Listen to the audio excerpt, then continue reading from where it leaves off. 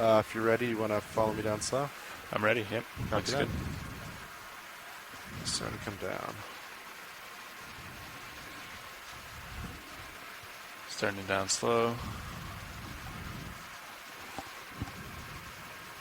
It's 10 meters a minute. I'll kick it up to 15 maybe. Yeah, sounds good.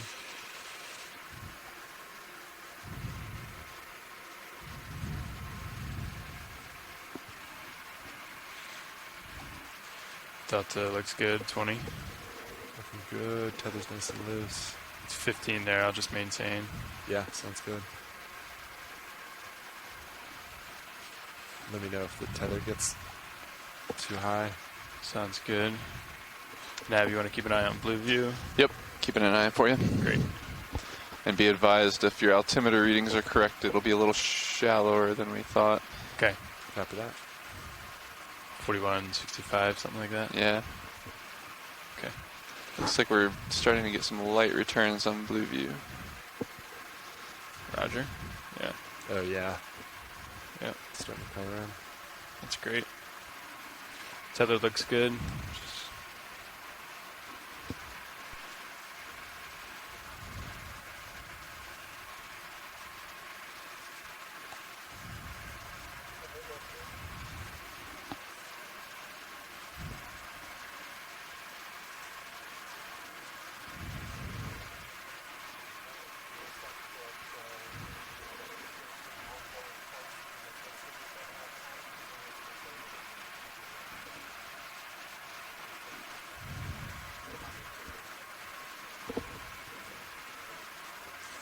Alright, Delta 22 looking good, 23.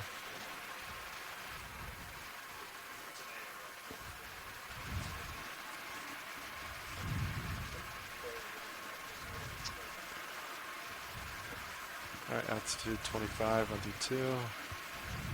Looking good. Blue view's starting to, yeah, looks like a nice that's flat bottom. so useful. That's great.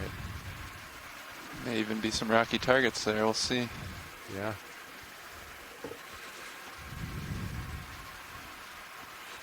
Drop and then get a rock. And then go to the top.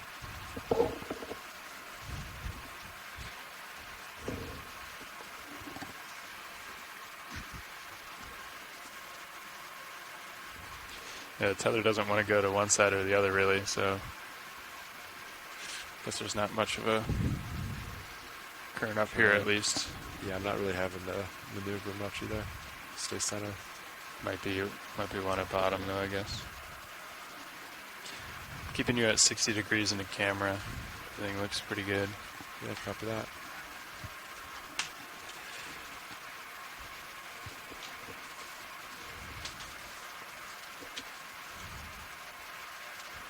Alright, D2 altitude 11 meters. Got you in the Zeus now. Oh, sorry, in the Titan. Oh, nice.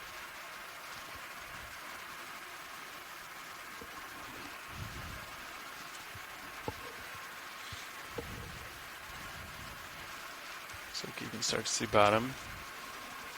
Yeah, right there. Good visibility. Yeah, you can see it in the nips.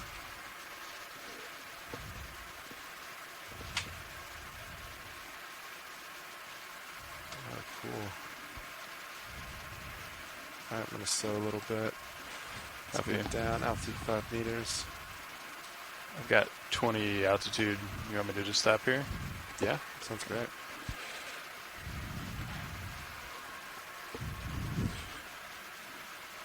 Alright, watch leads just got to bottom. We'll take a few moments to get lighting and everything set, and then we'll start.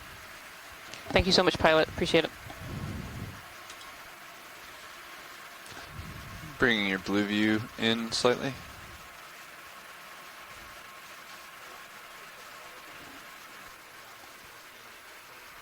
Copy that.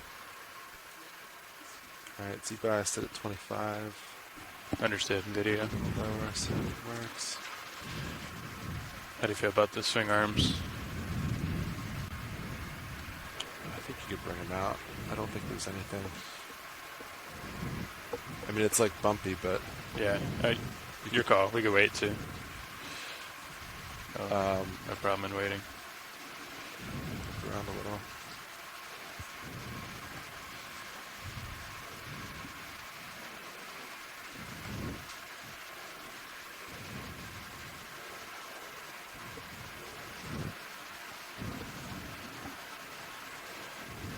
So now we've been having pretty inconsistent pings from Sirius at depth on the USBL, so maybe just keep an eye on it, especially with like some of the hard surfaces we've been diving on. Copy that.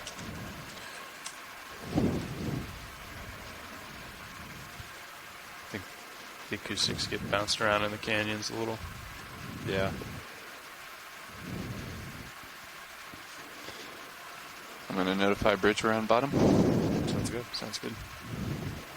Bridge, RV nav. Yeah, I think you deploy the uppers. Go ahead. Please. Yes, wanted to update you. The vehicles have reached the bottom, and I wanted to ask if you guys could set the rotation to A-frame, please. Yep, we'll do that right now. Thank you. Copy that. Thank you.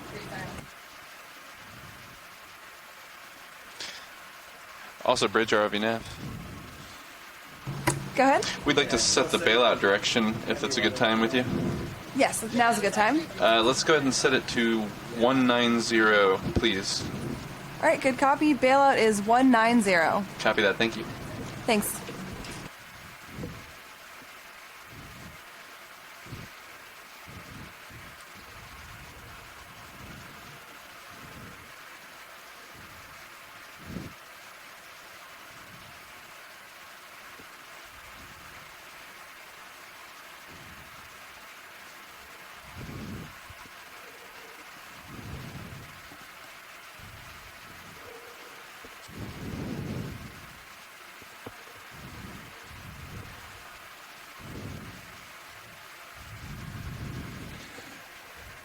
Video. Have we been flying with the uppers orthogonal or past all the way?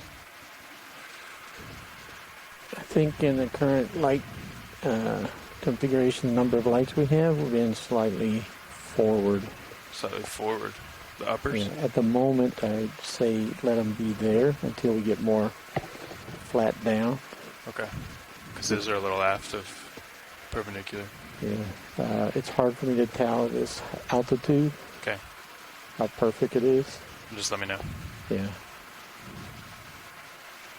All right, pilot, your uppers are deployed. All right, sounds good. Z-bias is pretty good. Okay. All right, well, actually, I think we're all set to start. I was told you wanted to try to get a rock at the base here before we start moving. Is that still accurate? Not yet. Yes, that's correct, pilot. We would like to get a loose rock, and it seems like this is a good area to get a loose rock. So there seem to be a few around. A little lower, and we'll look around.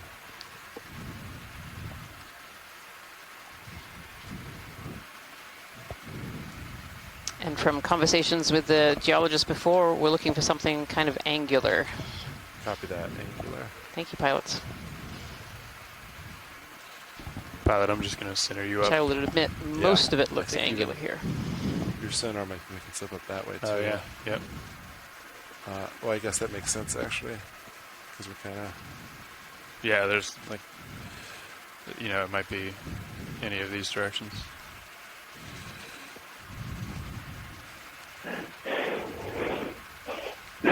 Certainly, as we learned yesterday, some of these rocks can be hard to pull out. So if we're going to take the opportunity, while we see some that look a little loose, to see if we can grab one early on and make sure we come home with hopefully something useful.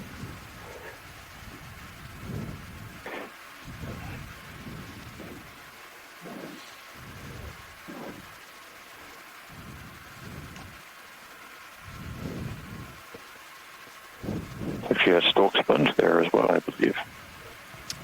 Yes, definitely. And I think I might have seen some in the distance. Oh, there's a little whip coral as well on the left-hand side of the screen. Yeah, watch it as I pan around for rocks. If you want views on anything, let me know.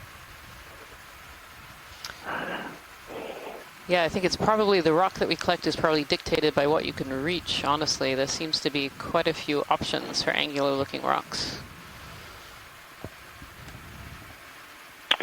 Yeah, the ferromanganese coating may not be as thick down here because a lot of that is dictated by the center. The water. Do you look nebulous? Yeah. Like that one? Or yeah, center would work. Hey, watch it. Do you see centered screen? I do. Jason, do you see where the lasers are? Just below the lasers, there are a couple of contenders there. How do those rocks look?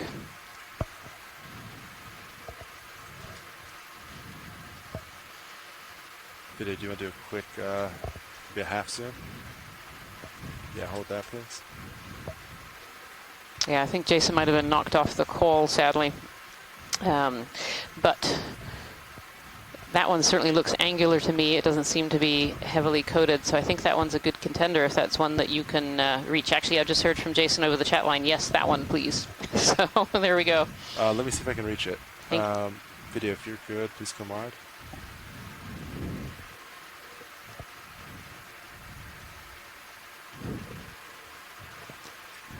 I think I'm on it.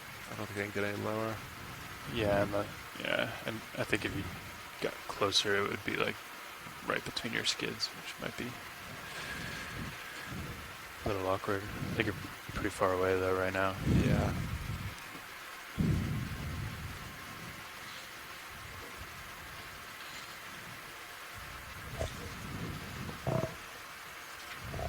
I'm not sure.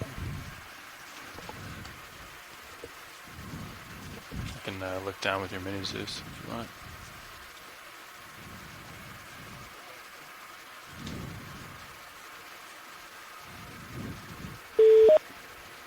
Yeah, I don't think I can reach this. Yeah. Hey, watch Hey, it. Rian, This are is you a able to little hear me now? Outside of my reach. I might have to look for a different one. Okay, no problem, pilot. And yes, We hear Jason, you. I can hear you. Unfortunately, that particular rock was just a little bit out of reach for the ROV, so they're setting up to try and find Good call. find one that they can reach. With all of these boulders all around us, it makes it very hard to set down and then collect something that might be lower than the ROV is itself. Yeah, they would certainly be hard to walk on, let alone putting a large remotely operated vehicle right on top of it. So Definitely.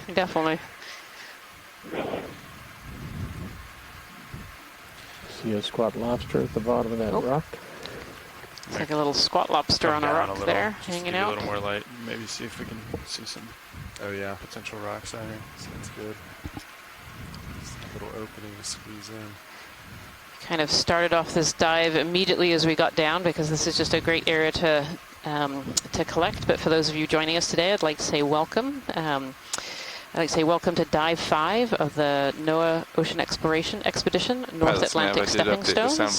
We are currently at Rockaway Seamount in the cornerized Seamount chain. I'm Rian Waller. I'm your biology lead. And Jason Chater is the geology lead and is onshore on the phone line today. good morning, good evening, good afternoon, wherever you are. We're seeing some really interesting geology at the start of the dive. We're just passing over what appear to be the tops of pillow lavas. Perhaps some of the best exposed sort of primary textures and morphology that the rock we've seen so far. Mostly what we've seen is pretty heavily crusted by a ferromanganese crust and iron, manganese dominated sort of crust of different minerals that precipitate out of the water column. But here it doesn't seem to be as thick or well developed as we've been seeing before. So an opportunity here to 10 meters, sorry. To try and get a really good sample for age dating and the geochemistry. So Go ahead. scientists ashore, put in our first ship move if we could. some of who are Yep, we're ready. flowing along. We'd like to go a range of 10 meters. I don't know, to Bearing the 045 left center degrees of the at view. decimal 2 knots, please. I don't know if that. All right, just to confirm, the range is Roger, you ready to go? 10 You're eyes on one. meters, bearing 045 degrees at a speed of decimal 2 knots. Affirmative. All right, thank you. Thanks, Bridge. But so we're going to take the opportunity when there are so many loose rocks. If you were with us I yesterday, think so. you saw us make coming down, several just, attempts to try and come down wrangle more. some rocks from the seafloor. I think he looked pretty good. We ended up getting a few, Just about at the limit. and certainly one of them looked to be a pretty thick ferromanganese crust. The other one we're still not quite sure on. Could be ice-erupted debris, rock that fell out of an iceberg floating over, or could be lava. So we're going to keep trying. Go, Washley.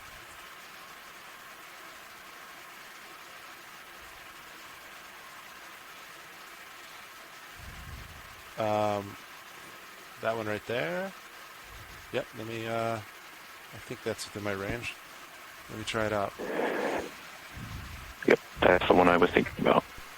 I think you can get there. I'm not going to come down anymore, I don't think. Yeah, that sounds good. Do we need to halt the ship move, pilots?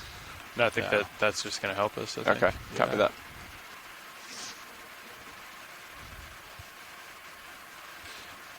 I'll try to keep an eye on how soon I start moving, though. It's going to be a lot more than it has been. Mm-hmm. This might be stuck, Watchley, but I can give it a tap if you want to see if it's loose. Yeah, I think it'd be worth seeing whether that one will break up. The one behind it to the left too, or even actually this one right in front of the skids on the right-hand side. Okay, I'll start with the one center.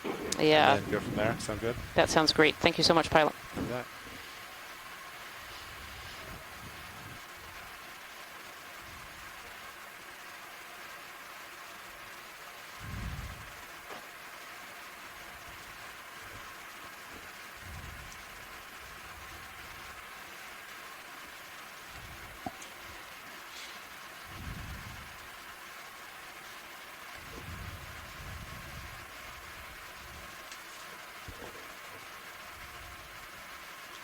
ROV nav, bridge. Go ahead, Bridge. The position move is complete. Copy, thank you. Thank you. Ship move complete. Co-pilot, let me know when you start feeling that movement if you can. Okay, yeah. Try to keep an eye on it. All right, Copilot. Let's see. Hydraulics are on. Looks good. Hydraulics are on, yep. I feel comfortable changing screens if you like that. Sure.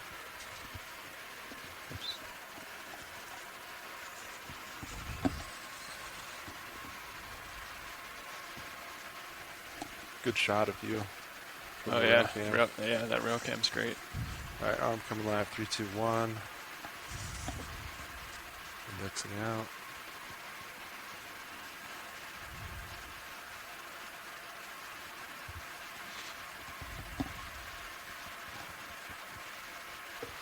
We're moving.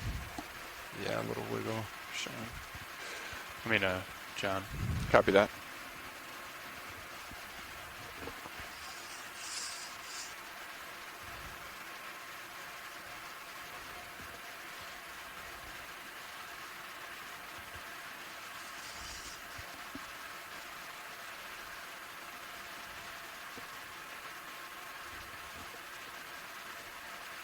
That's nice and stuck. Watch leads. Yeah, that doesn't seem to be moving. I don't know if you get it from the other side. It might.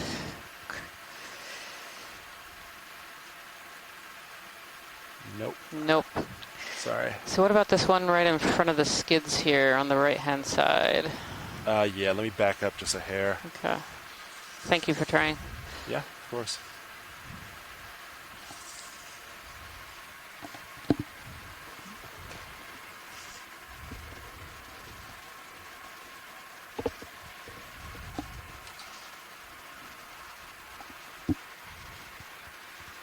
Everything looks good.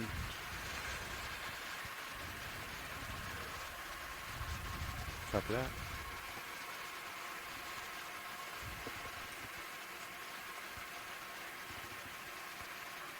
Seems like the ship handled that move just fine on nav.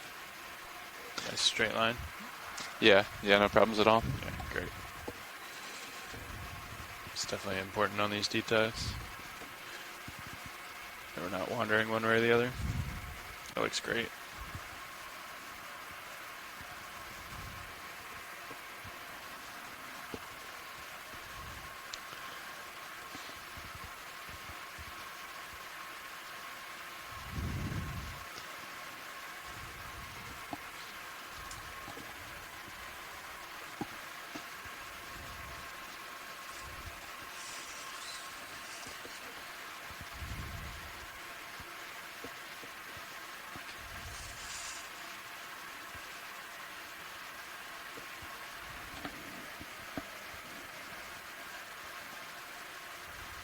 That one's definitely loose.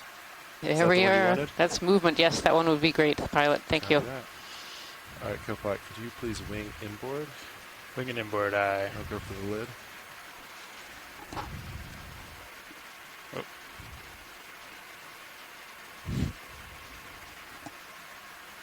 That's interesting. Okay. Huh. Wing and inboard, sorry about that. Coming in.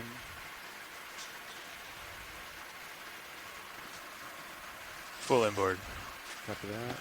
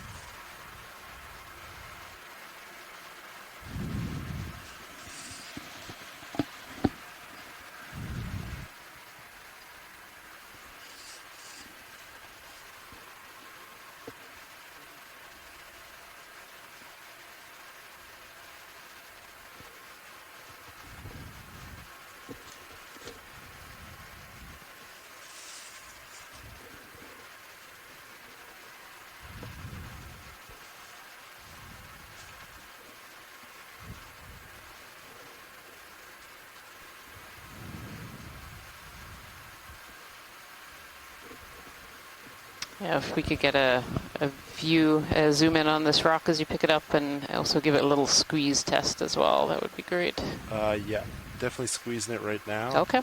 I'd say it's pretty solid. Video, you want to come in? This one looks pretty solid. This looks, from a biologist perspective anyway, this looks like a great rock sample. Bring some lights Yep, in. we will take that one.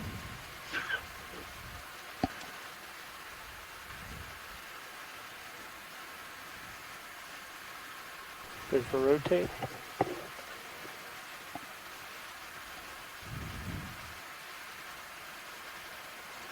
Maybe tilt the arm so that we kick the bottom up into the light a little. Yeah, let me move it.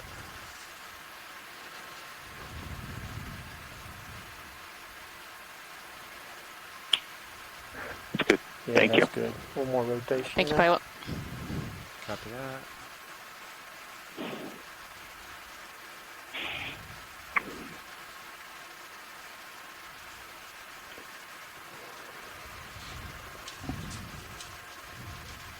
All right, video, happy with that? Yep. All right, great. Come wide, please.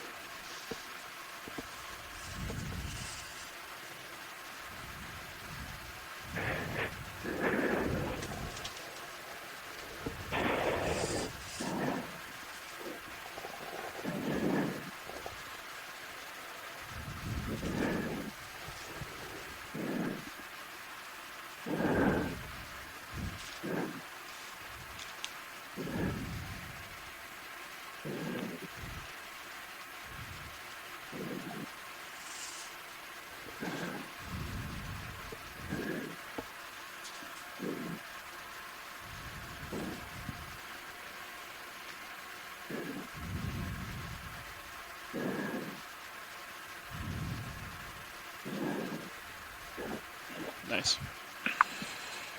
So, I think I can just wing upward. yeah, Let me just try that. there we go.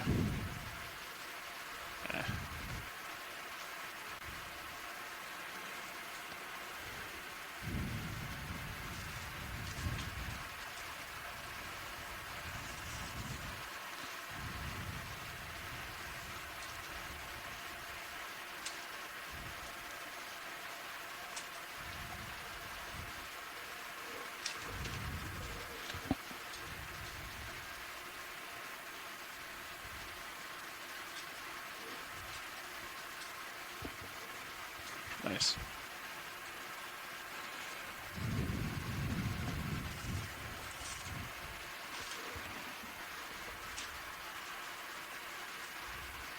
Let's go back.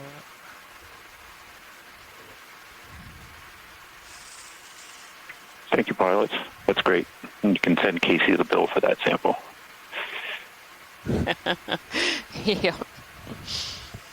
That was really, really well done, pilots. Before we leave this area, it would be great to have a zoom in on that squat lobster and kind of just the background of what's on these rocks as well.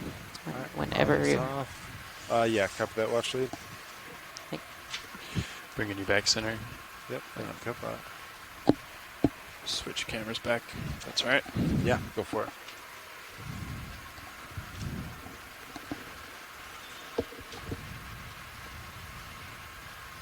Video, you want to come in on Spot Lobster?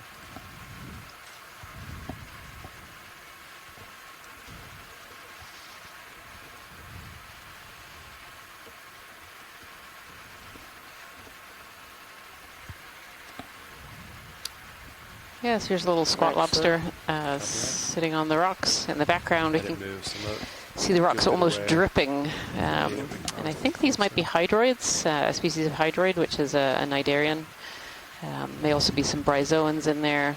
There are lots of animals that encrust rocks, and the squat lobster could be getting some food from those, or might be picking some food out of the water column as well. We've seen a few of these squat lobsters as we landed here as well. Is that all you need, Watchlight? Perfect, thank you so much. Okay. Is there anything else in the area? I think there was a coral skeleton up in the top right-hand side. Copy that. Kind of just above this particular feature. I think it was just a skeleton, but it'd be worth taking a look. Yeah, understood. Yeah, the one right up top? Yeah, almost center screen right now. Yep. Yeah.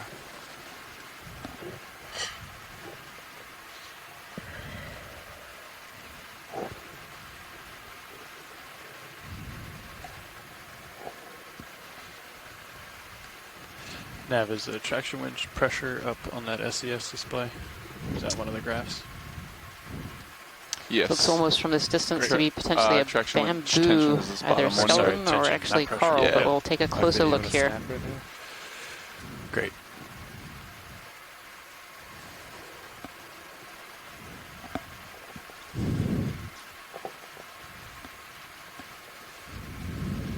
Video, you want to come on in? Give a slight bump.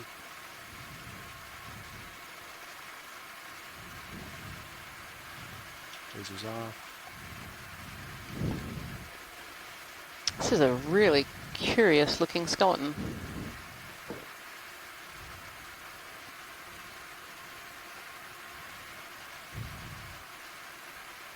I don't know if Scott France is still on the line, but those are two really curious structures on the end of this skeleton.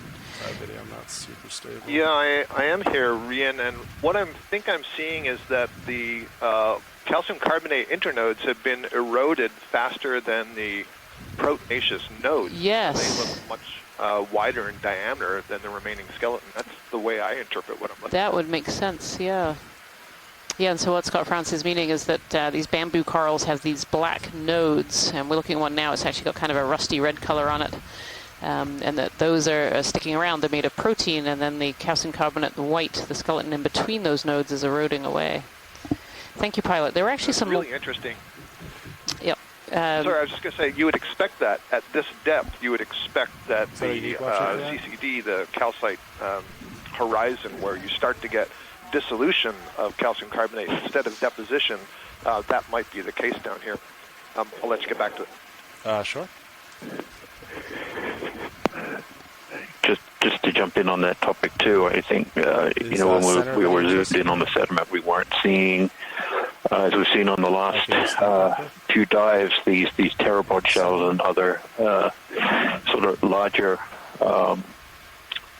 macrofauna tests and shells, and I believe we're quite far below the aragonite saturation depth here. Is that enough for so any aragonite that makes it down in the water is undersaturated in calcium carbonate, in which aragonite and calcite are both calcium carbonate. So Absolutely, center spot. Sounds good. Shells and tested that material don't tend to survive as long. They get dissolved away.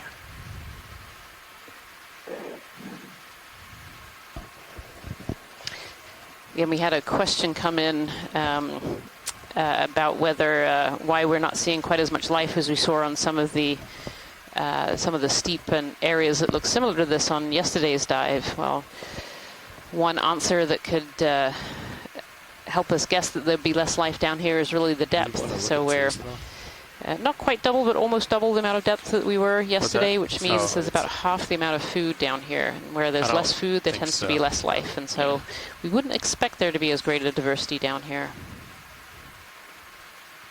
I'm just kind of hovering, looking down at this rock pile. Come in on And yeah, I mean that again is going for we see at different depths, we see different water masses, we see different responses of both the benthos, the pelagic fauna, and even in the geology. It's been noted that we're not seeing quite as much ferromanganese crust on some of these rocks. We certainly seem to be seeing quite primary eruptive morphologies in all of these rocks. We did see a little bit of that petroidal grape-like or sort of bumpy texture when we zoomed in on the coral, which is kind of diagnostic for the ferromanganese crusts. As long as you're okay with that. As the water masses changes, so does the chemistry of the water, and you may not have the mineral composition to precipitate out the ferromanganese crusts as efficiently as at shallower depth. These are all the kind of observations we're making as we go along in these areas. So, dead center. Folks at home who are watching, making the same observations that we are, and thinking about the same questions. I might spin so that's around great. and look at it to get a better angle.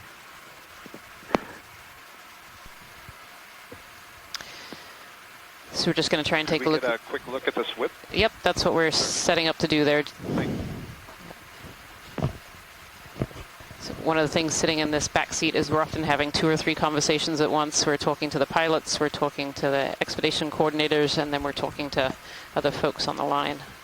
This one actually looks like it might be alive. I think I see polyps on this one.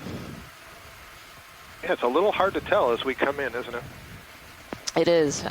It's usually a distinctive pink rather than bright white that gives it away that it might be alive, but I'm pretty sure at this point I see polyps on it. So do I, yeah.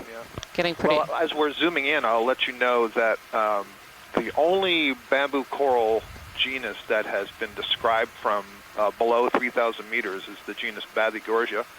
Les Watling and the student Abby LaPointe a couple of years ago described a new species of Bathygorgia and updated our information on another one. And at least one record, a presumptive record, it wasn't verified, but a presumptive record was made from the North Atlantic. So this would be cool if it was it. Biddy, you want to come on in? And I see Les is in the chat room, so we'll get some input from him when we get the Zoom. But that would be really exciting. I mean, this is really deep for these corals. This is definitely really deep for these corals. I wasn't expecting for us to see corals immediately on landing, so this is pretty exciting.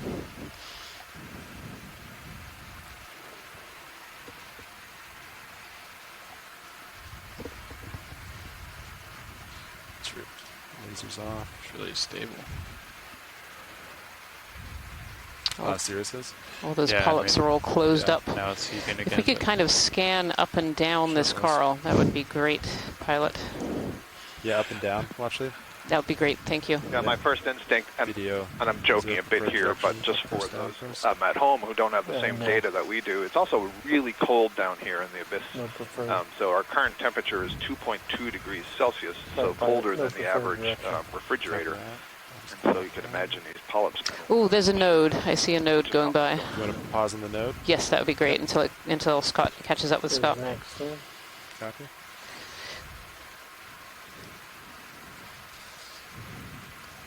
Les points out that this would be the deepest bamboo coral collection in the Atlantic. Yeah, you can keep going up, pilot, if you could. Yeah, copy that. Thank you.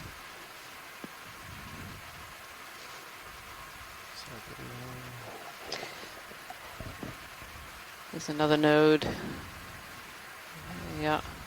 Yeah, so that tells us something about the distance between the nodes, which is useful, but because this is not branching, and I don't believe the genus Bathygorgia is known to ever branch, the nodes don't tell us all that much except for the distance between them. That come up a little, Roland. Another thing that's potentially interesting that I'm seeing here is it looks like there are newer polyps budding between existing polyps, meaning the polyp size is different, which tells you that the tissue can regenerate and bud after it's already grown in place.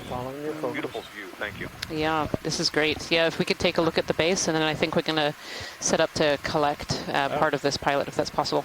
Yeah, copy that. A good spot for a pilot. Yeah, we're good. There's another node stable. go by. Zoomed in significantly. Copy that. Tether looks good. Nice. So I was a little fast there, video.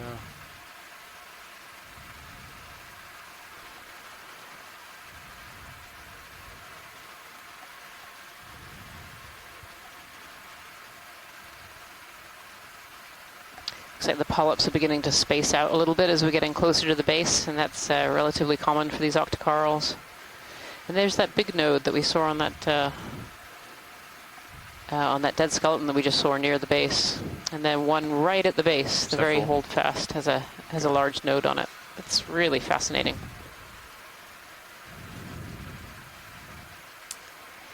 So Scott and Les, I know Les is on the chat room, Les Watling. I'm assuming when collecting this, we'd like to try and collect at least one, if not two nodes. Am I correct in that? Yeah, I think that's a very good assumption. Yep. Did you catch that pilot? Video's clear. I missed it. Say again, Watchley. So I think we're ready to start collecting, and we need to collect at least one, if not two, of the nodes at the very top of this branch. Copy that. Let's see. It can be a little hard. I'll also make the comment, Rian, since we're looking at it here, that I'm pretty sure that all the Bathygorgia always have a node right there at the base like that, and many of them have that interesting little hook. I'll need Les to confirm that, but I seem to recall seeing that in the Pacific. This is the first one I've ever seen in the Atlantic Ocean myself. Very cool. Okay. So pilot, you have a node there. Yep, right at the bottom of the screen. You see the black? Yeah, so right. Is that the first one? Yep. So actually, I think that's the second one. I think there's another one further up that's really small.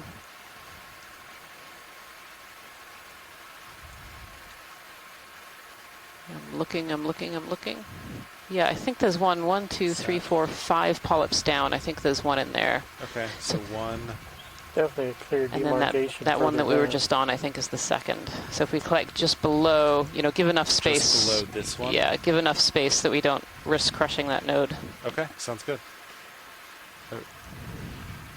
Thank you so much, pilot. Yep.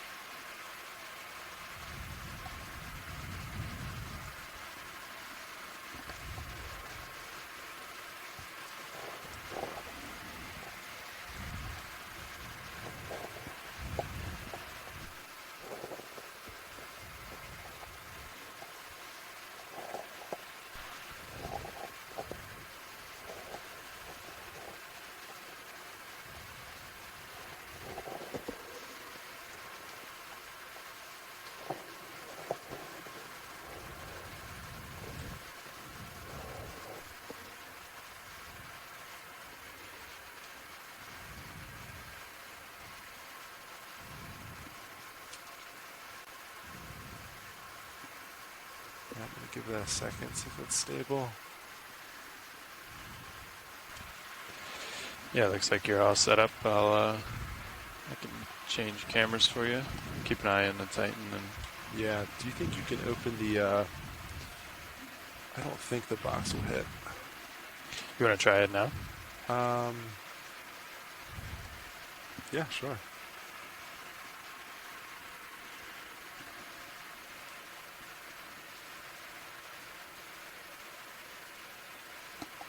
That looks great. Yeah. Thank you.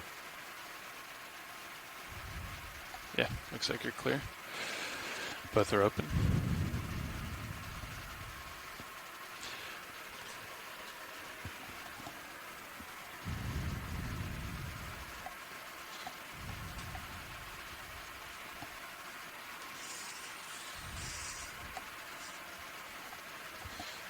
Alright, hydraulics up, arms coming on, arm is live, indexing out.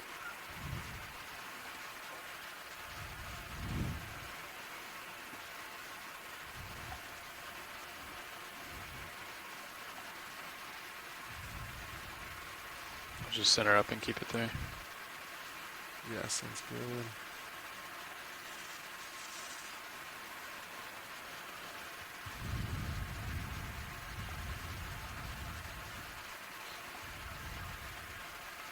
Alright, video, can you come partial on the main HD? I want to make sure I get underneath the second node.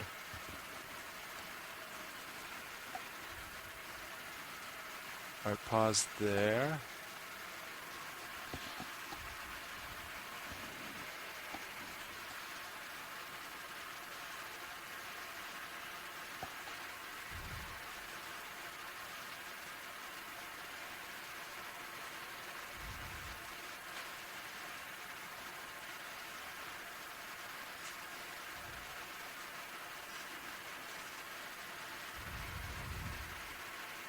You want a partial zoom on HD too? Sure.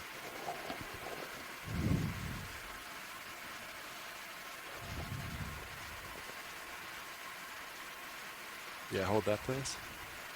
Thanks.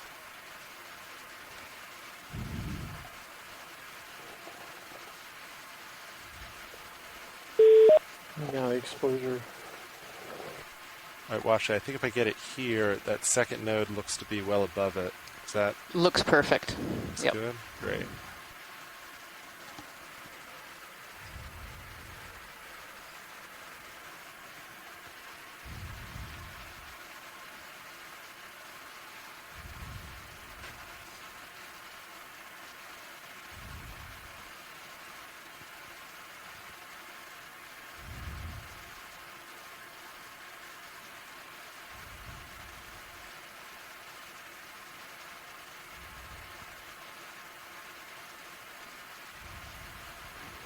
Nicely done, pilot.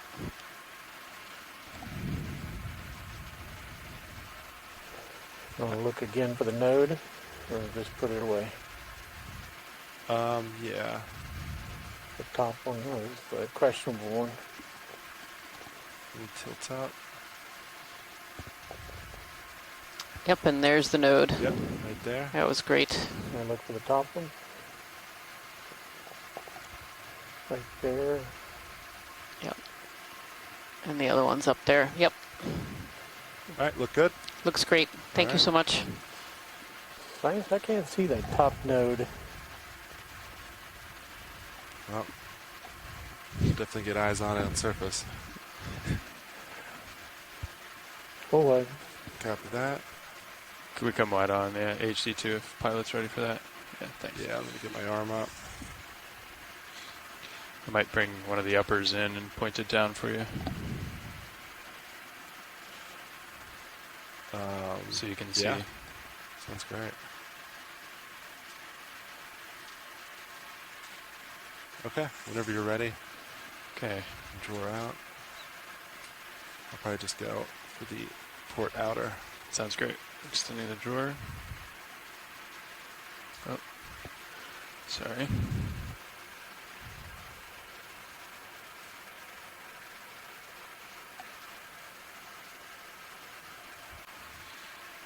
I thought that was open. There we go. Come in. That's weird. Then move a little bit. No, the lid didn't stay. That is weird.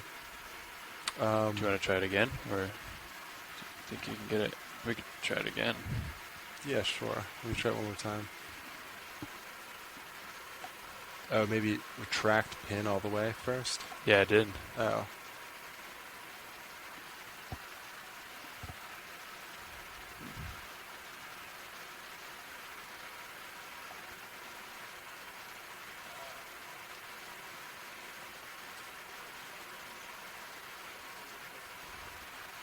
It's weird that it would halfway.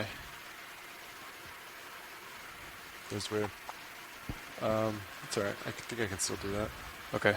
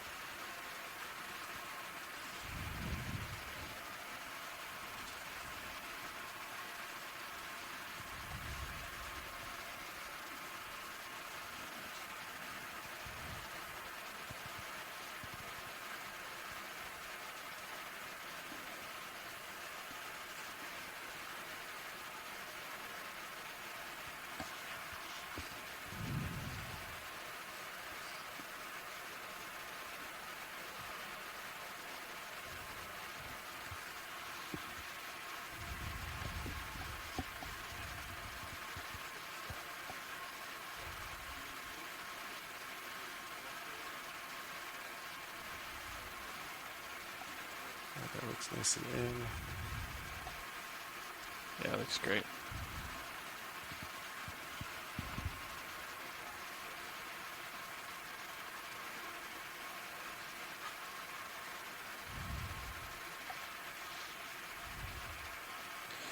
Alright, go ahead and close. Coming in.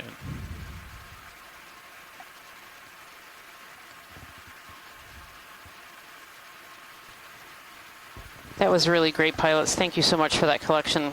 Yeah, no problem. There is a lot of chatter in the chat room about this particular bamboo coral being deepest collected so far, and I'm actually going to ask Scott France to come on and give us some fun facts about bamboo corals, particularly at this depth, as we begin our line here. Okay, fun facts. So Bavigorgia as a genus is the only bamboo coral that we for certain know is below 3,000 meters. And that was Port Outer, correct? Colonies with Port that Outer. name have been collected from Tasmania and the Central Pacific. There's some potential records that haven't been verified, or one potential record that hasn't been verified from the North Atlantic, so this could be the first. So very exciting on that perspective. We don't know from just looking at this imagery if it is indeed Bavigorgia. We're less widely noted. We sort of use it as a catch-all for these bamboo corals that are collected really deep, but samples like this, analysis of the genetics and morphology, can help us answer that question more clearly. Cindy Van Dover had asked this question earlier about why it is that bamboo corals have this node-internode pattern of growth. That is what appears to be this hard white part of the skeleton called the internode that alternates with that darker part that is protein. And one of the things that you often hear is that that protein node allows the colony to be somewhat more flexible so they can bend more.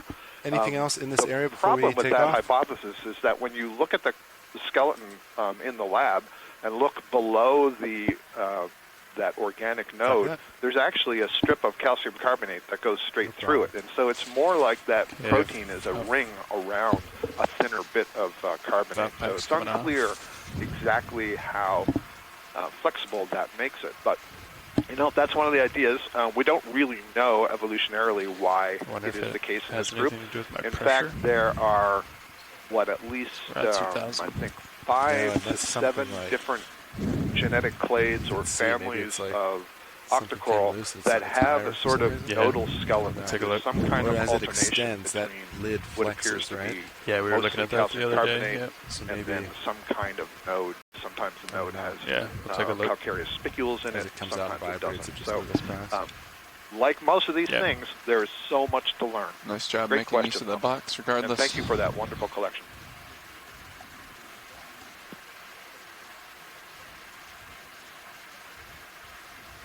Yeah, I got my fingers stuck the other day on the lid. Glad I didn't. Twice. Oh yeah, it was doing the same thing? No, it was on the opposite side. Oh, okay. So I was doing the armpit reach. Oh yeah. That's tricky. And it was in the shadow area. And it was just a little... So, yeah. I think we mean, should get in the habit of bringing the uppers in and pointing them down. I should have for done that. that, yeah.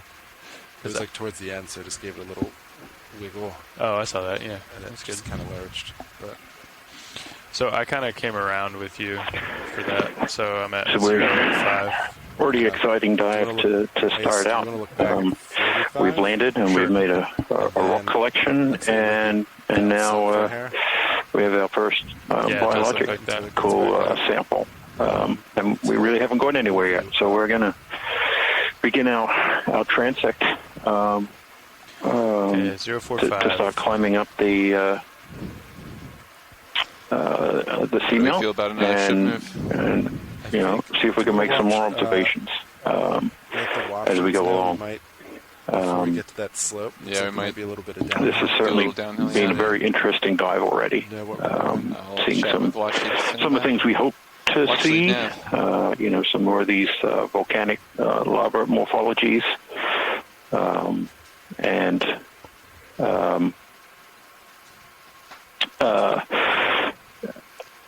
we haven't seen a lot of sediment, very small amount of sediment, but and that may change as we go. You can see there's what we call marine snow in the water column.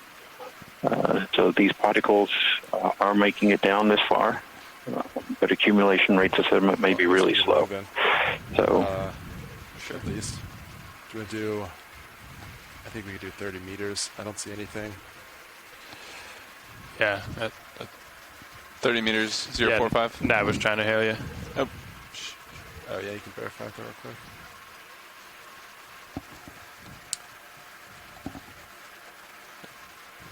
Is that watch lead, Nav? She's watch lead 2, I think. Watch lead 2, Nav? Yep. Sorry, I think I had to turn down. 1 second. Let's try that. See a very complex bottom watch lead 2, Nav. Topography here as we move along. Sorry about that. Earlier on, we just wanted to give you guys a little idea of what we're trying to do here. The pilots have finished collecting those 2 samples. We did also see some of this ferromanganese crust we've seen facing relatively in the 045 direction on this expedition. Looking in that direction, we noticed that it's a little bit of a downhill slope. Patchy, so we just wanted to give you guys in this area. that as we move that way, we may be seeing more of the primary volcanic and texture, then hopefully we acquire a slope upwards as we go up.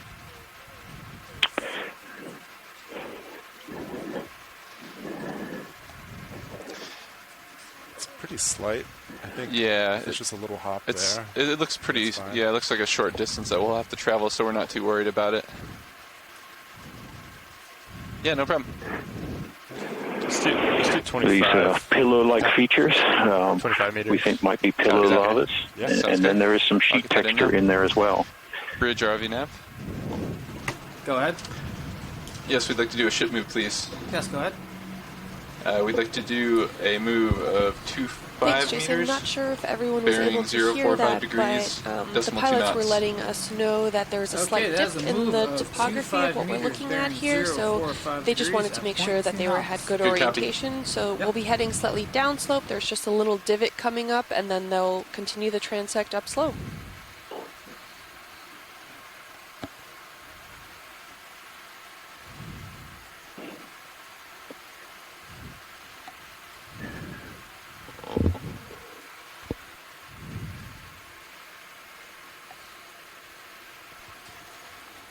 Ooh, can we get a snap zoom on that possible urchin straight ahead?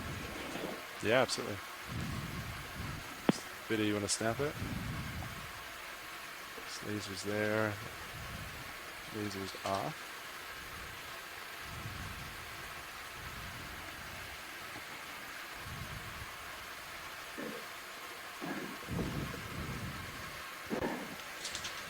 Bring it center.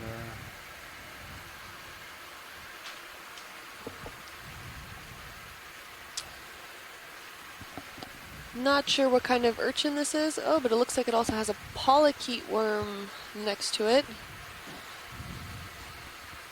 This is a very interesting color for a sea urchin. Does anyone know what possibly kind of urchin this would be?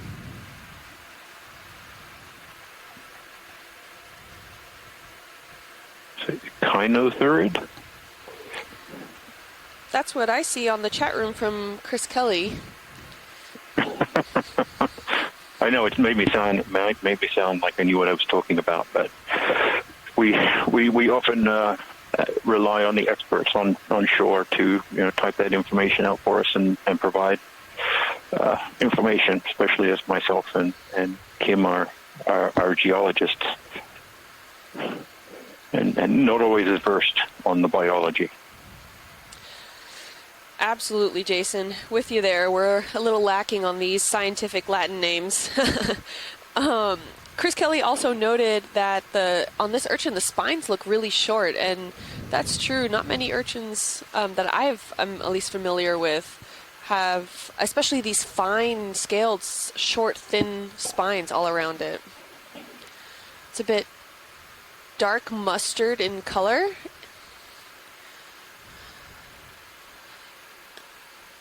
Whenever you're ready, we're ready to move on. Thank you. Sounds good. Video when you're happy. We'll keep going. Laser's back on for one last measurement. Looks good.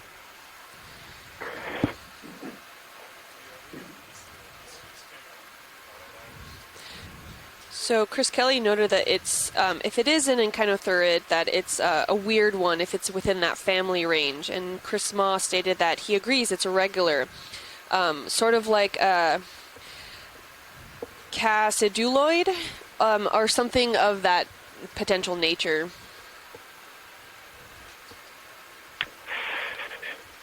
And here we're seeing really great volcanic textures of these pillar lavas.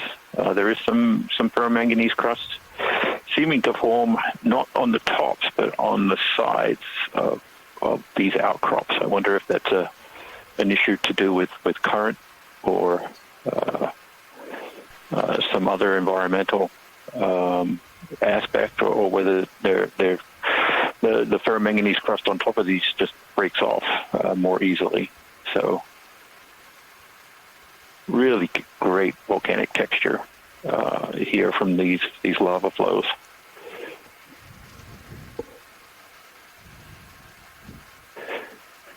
Much more complex, rugged topography than we've seen at the start of any of our dives so far. Often we started in a relatively flat or low relief. They're not really flat. They tend to be 20 to 30 degrees on the flanks of these seamounts, even in the areas that are heavily sedimented. But we're seeing here, yep, affirmative. Very complex outcrops and exposures of this material. Squat lobster right down the bottom of the frame there, trying to sneak off. Before we can zoom on it. We could have done 30. I think of 30 as like the length of the tether, and if we can't really see, I think as one of our we can always just ferromanganese crust experts on shore set, Kira Mizell, who will be taking over next week the geology code-lead duties. I'll take a little break. He said perhaps the sediments are settle on the top is Sirius moving already of these rocks, and perhaps prevent that ferromanganese crust from forming there, and where the sediment doesn't accumulate, which is the steeper sides of these outcrops. That's where we start to see this ferromanganese crust forming. Yeah, sorry, I'll pay more attention on our next one if we get one in. No problem. Yes, I'll spin back to 45. I think we can go ahead and get another one in. Yeah. Copy that. How far in this one? I mean, I don't see anything. Another that's 30. Single this out, there. Unbranched coral there in the distance. I think we could do a 30. 30 meters? So it's 60 out. Then we could always, just come up. I don't see anything. Yeah. I'm good with that. Yeah. If you want to do 30. 45. Copy that. I'll put that in. 30 meters. That's down. Bridge RVNAV. RVNAV Bridge, go ahead. We'd like to request a ship move, please. Go for it. Range 30 meters. 30 meters. bearing 045 degrees at decimal 2 knots. Roger, I have 30 meters at 045 degrees and decimal 2 knots. Good copy. AFCAM's really nice. Stuff Looks like it. Oh yeah, that's great. Yeah, I think this would be fairly different from the other sponges that we've seen, which were all on a narrow stalk with the mass of the body at the top of the stalk. This one looks more like vase or those sort of plate-like ones we've been seeing in the past dives. Yeah. Go ahead and lead me. Oh, is it the one coming in center? Yep. Let's see if I can reach it.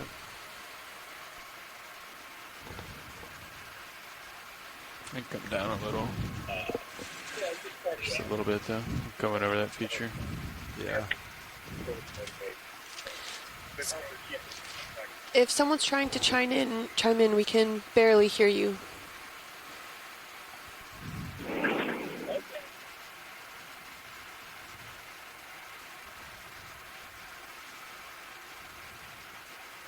He's pretty terrifying. Yeah. Do stuff like that. Yep. Just 15 altitude. I'll keep an eye on it.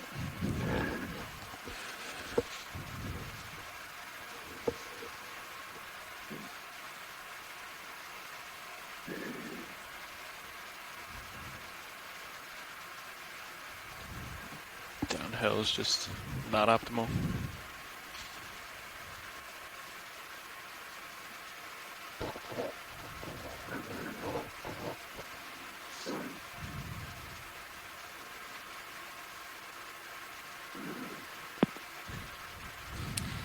So there have been quite a few of these stocked sponges that you can see in the background here, but Jason, correct me if I'm wrong, is this the first more... Yeah, you want me to... I don't know how to put this more globular sponge that isn't quite stocked in this area. I haven't seen much of other sponges. I'll come over a little and keep you in view. Look at that, lasers are on. I'm not going to come down anymore. Yes, agreed, Kim. This is the first one that has this sort of morph where the main part of the body is attached to the rock, and this is growing up like a vase that has a frilly opening.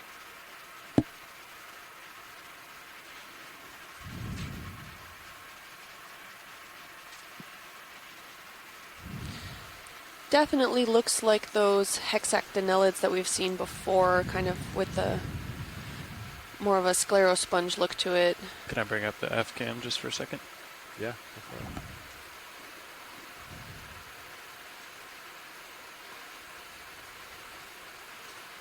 Yeah, it's not the HD feed, but that's still super helpful. Yeah, it's a great view.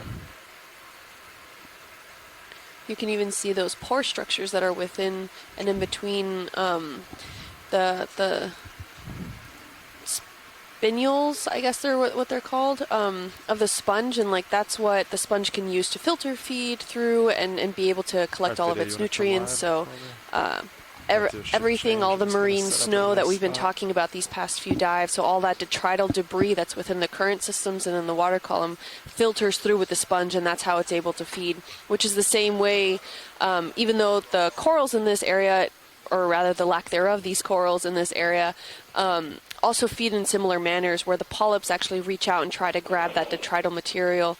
And I'm not seeing too much marine snow in this area. Oh, well, while we focus on slightly more into the water column, we can see slightly more debris in the area. But in the past few dives, we've seen a lot more in that water column.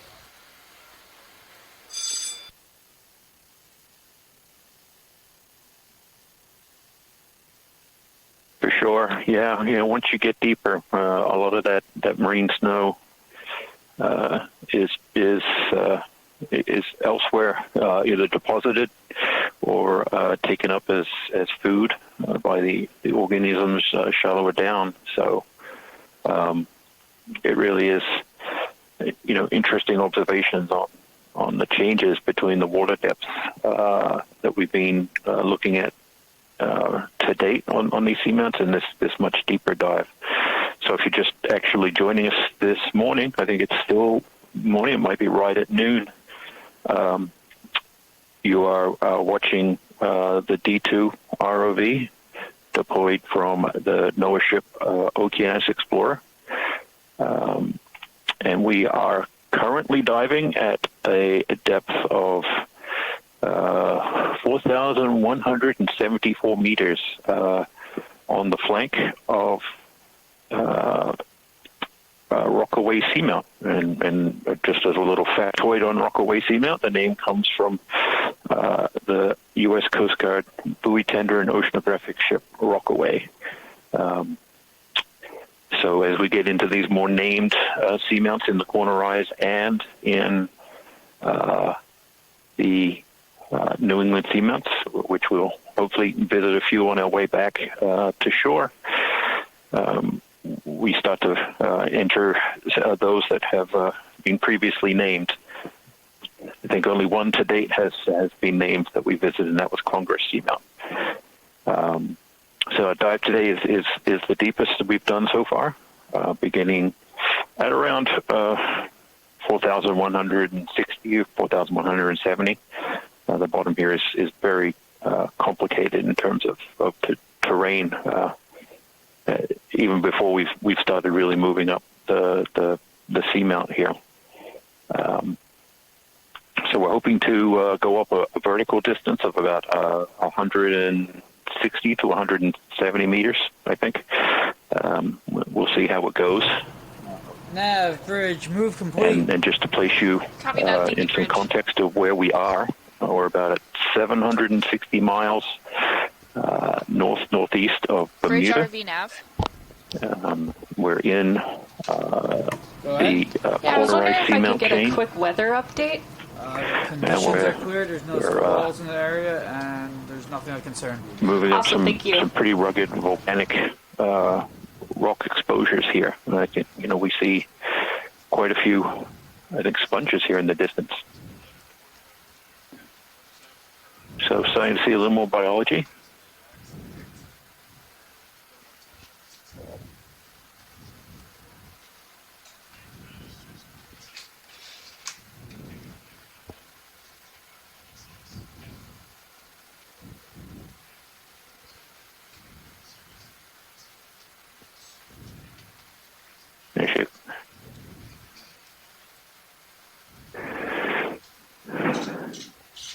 Pilots, I'm not sure if we can get down to it when things are ready to go. If we can try to head up that line of sponges. Request from shore. So. Right, watch lead. Just take right it now. over There's a here. watch change going on. That's why we're kind of just hanging out in the water column. There are several watches of pilots and co-pilots. We landed on navigators. a local high, and in order to continue up the track change line out periodically up to the northeast, looks like we may have rest. to come down a little bit and then continue on. And during this some point here in the future, if that's what you would like, we'll also do a round of introduction. we may see quite a bit of blue water as we make our way safely over to the other side of this little dip.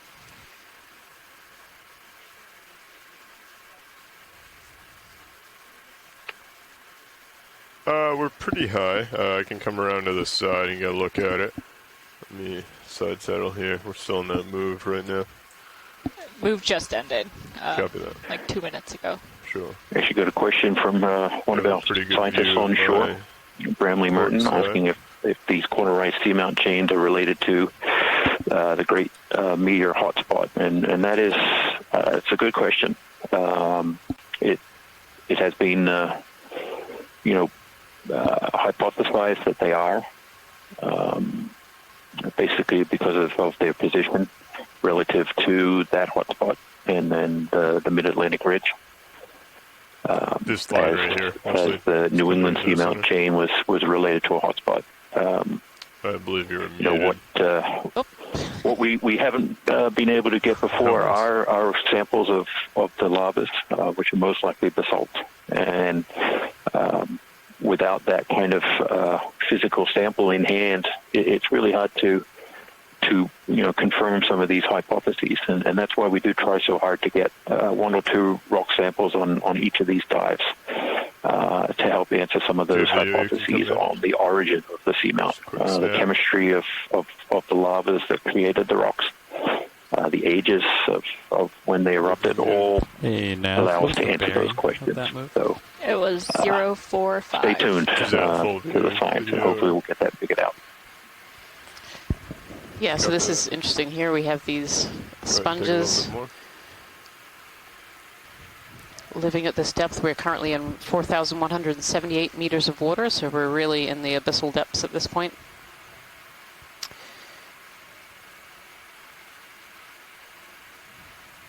I think I'm at the max down in my rotator. If you want to come full wide. Get a little bit closer view as we come around here. Yeah, if we could just make it down the line. The really tall one would be interesting to take a look at. That's something a little different. Really tall one. It's kind of in between those 2 patches. Oh, copy. Is that a sponge or is that? Not sure. Okay. I assume it's a sponge, maybe a sponge skeleton. Understood.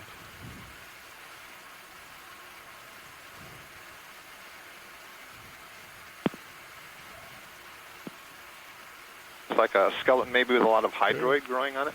That's what I wonder, if those kind of fluffy edges there are the hydroids, and the skeleton is originally a sponge, but it's, oh, yeah, maybe something a little different. Those cup curls on the top? I don't think so. Zoanthids, then. There's zoanthids, maybe with serpulids growing around them. Maybe, yeah. Coming down a little. Just 2 little zoanthids on the top. I mean, I suppose it's not impossible that they're anemones. That's another thing to consider. Yeah. But all this other stuff, I think, is hydrozoan growing on an old dead sponge. Yep, old sponge stalk. Thank you so much, Pilot. That's great. Full down. But these sponges are interesting.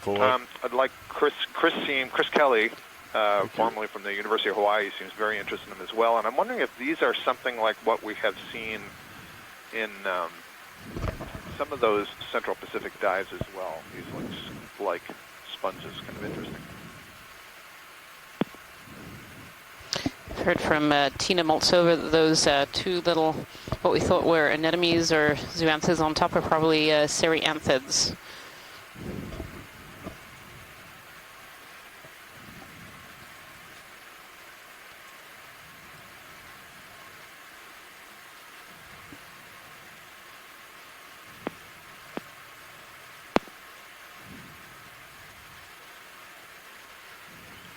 And what is the direction of movement now?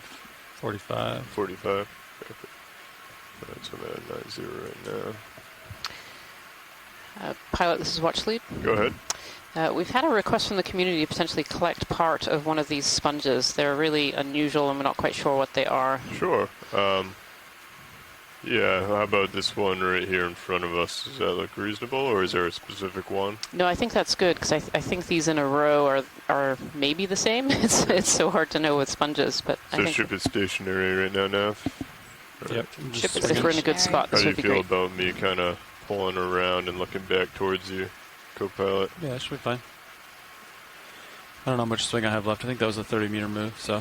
It was a 30-meter move, ended 7 minutes ago. Copy.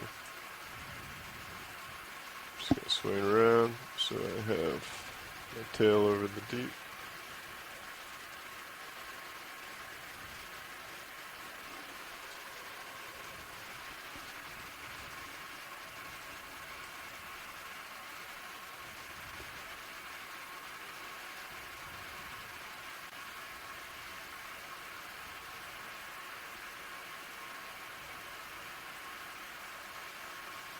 We may need to come down a little bit.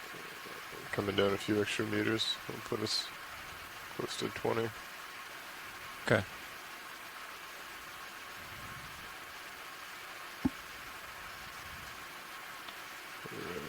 We have lasers on now for your reference video and science.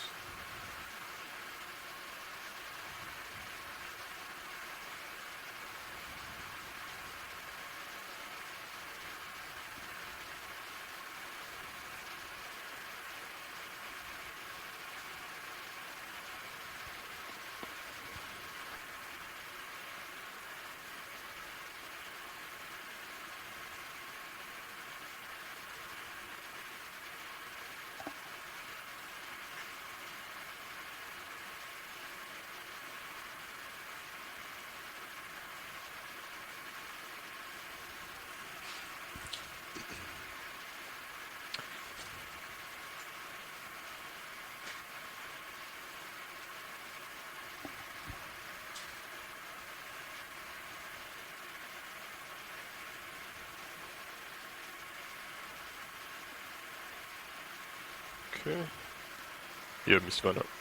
Yeah, you're spun up. Thank you.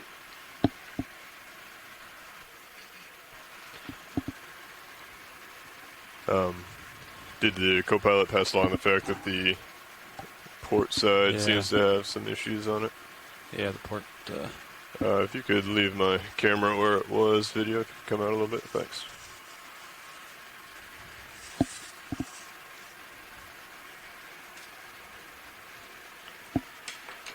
Alright. If you could pull the drawer all the way back in and just make sure that the pin's fully extended, we can try and go to the port side. But arms coming on. Keep in mind.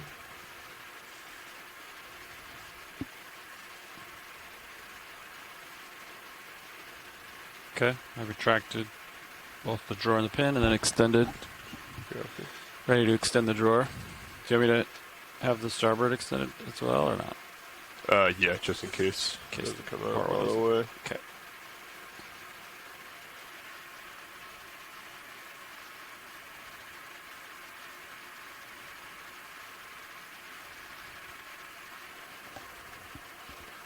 And watch lead, my thought was to take the whole sponge, or do you want just a piece? I think they're quite small, so the whole sponge is probably the way to go. Understood.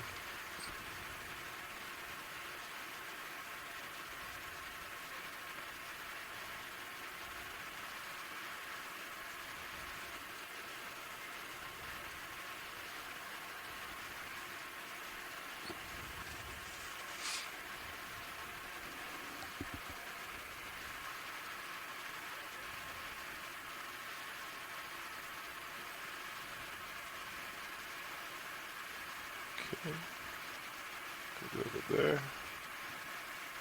First 3.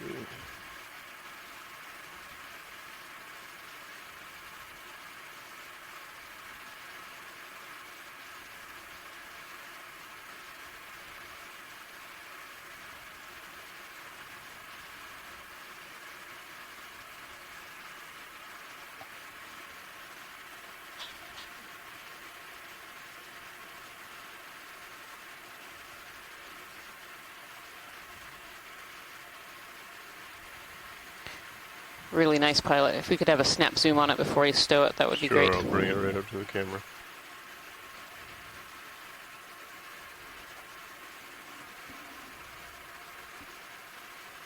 Okay, video, if you could come in, I'll bring the camera up. And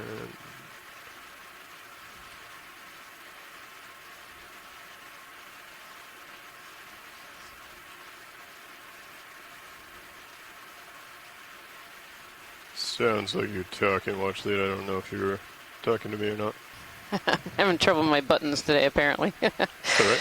Yep, I was just saying we've seen those pore structure they were talking about filtering earlier, and that's how these sponges feed. That's a really great shot. Thank you, pilot. I can get stowed. Copy that. Sounds good. Co-pilot, do you think I need to come out before we bring the draw out, or you? Good try here. All right. Feel free to come out. I'll take Mini and bring it down a little.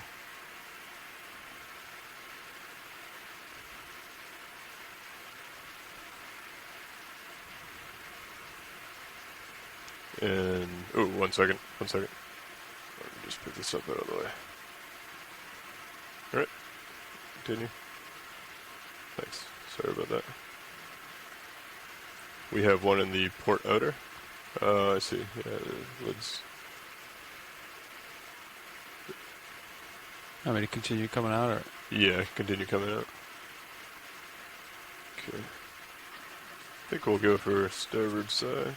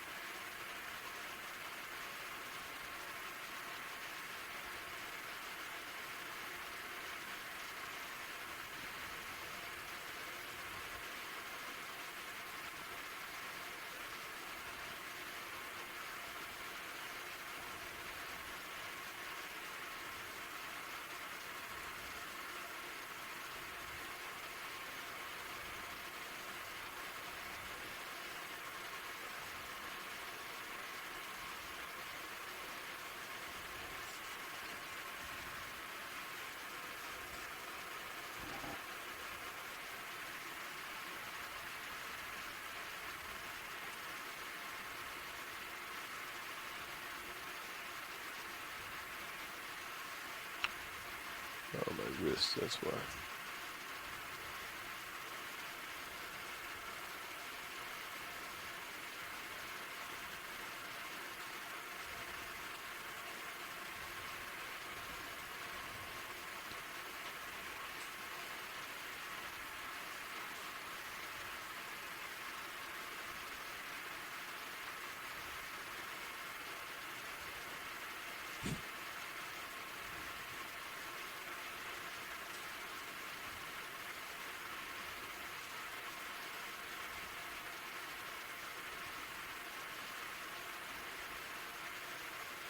Okay, door's coming open.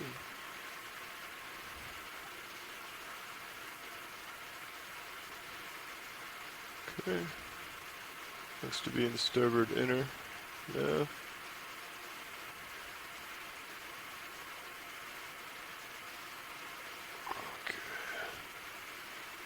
Thank you. Nice. Great job, pilots. Thank you so much.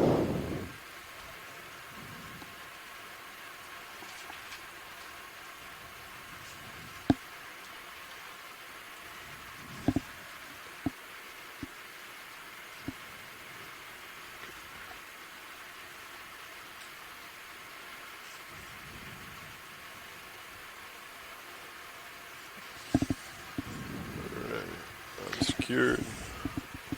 Pilot watch lead. Go ahead. The geologist would like a quick zoom on some of this rock faces here before we leave this location. Sure. I can just tilt right down and you just this rock face that we're sitting on? I think the rock face and maybe some of the edges. Okay. Yep. So. If you want to come in tight, video. Yeah, we're just trying to get a look at some of the texture of the surface.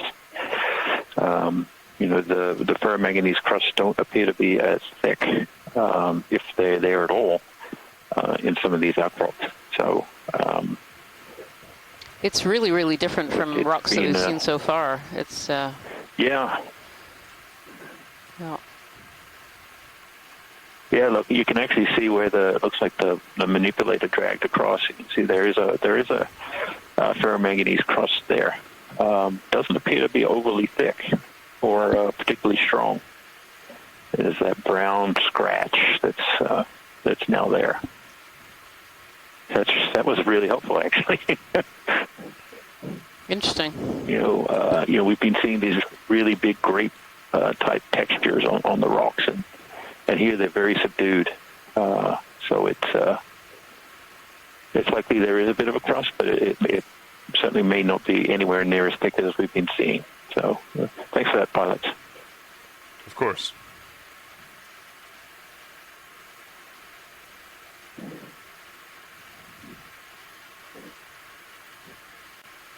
It's that rusty, kind of dark brown to black color. That's well, it's clear when video is. Largely the manganese, but also there's an iron component in there. That's often we will see that kind of rust color. There are certainly other different minerals incorporated into the crust themselves. We say iron, ferromanganese or iron manganese, as iron and manganese are the primary mineral constituents. But there's a whole range of other minerals, including the trace minerals and rare earth elements, and a whole range of different things. And it all comes to these seamounts via the water column, and they precipitate out of the water over long periods of time, accumulating at rates of around 1 millimeter per million years.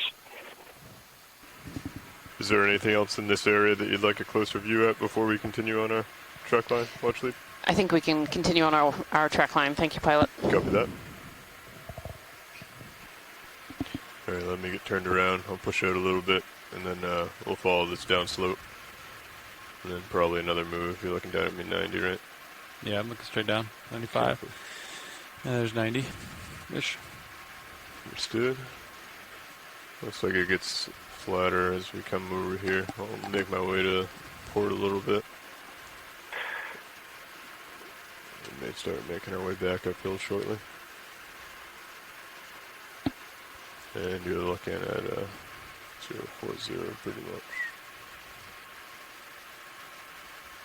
Coming down. See what the view sees.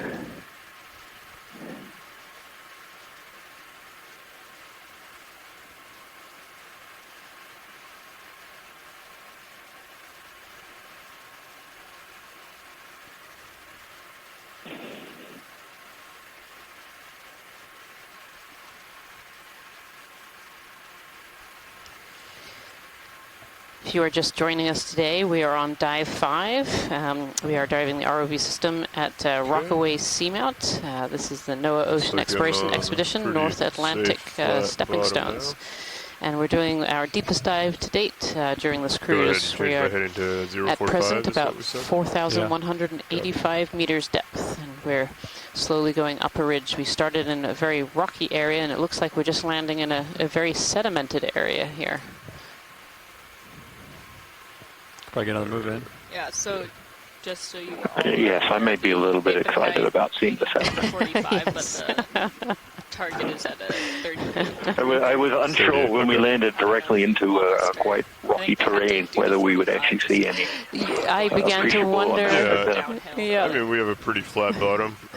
According to Blue View, it extends probably about 50 meters, if not a little bit past that.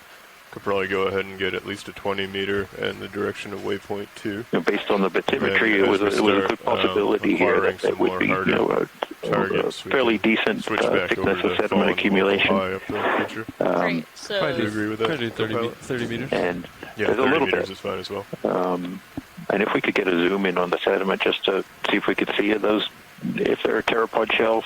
Yeah, if not you want to expecting too many, given that we're below the as we're going by. Calcium carbonate and aragonite saturation Bridge depth. RV now.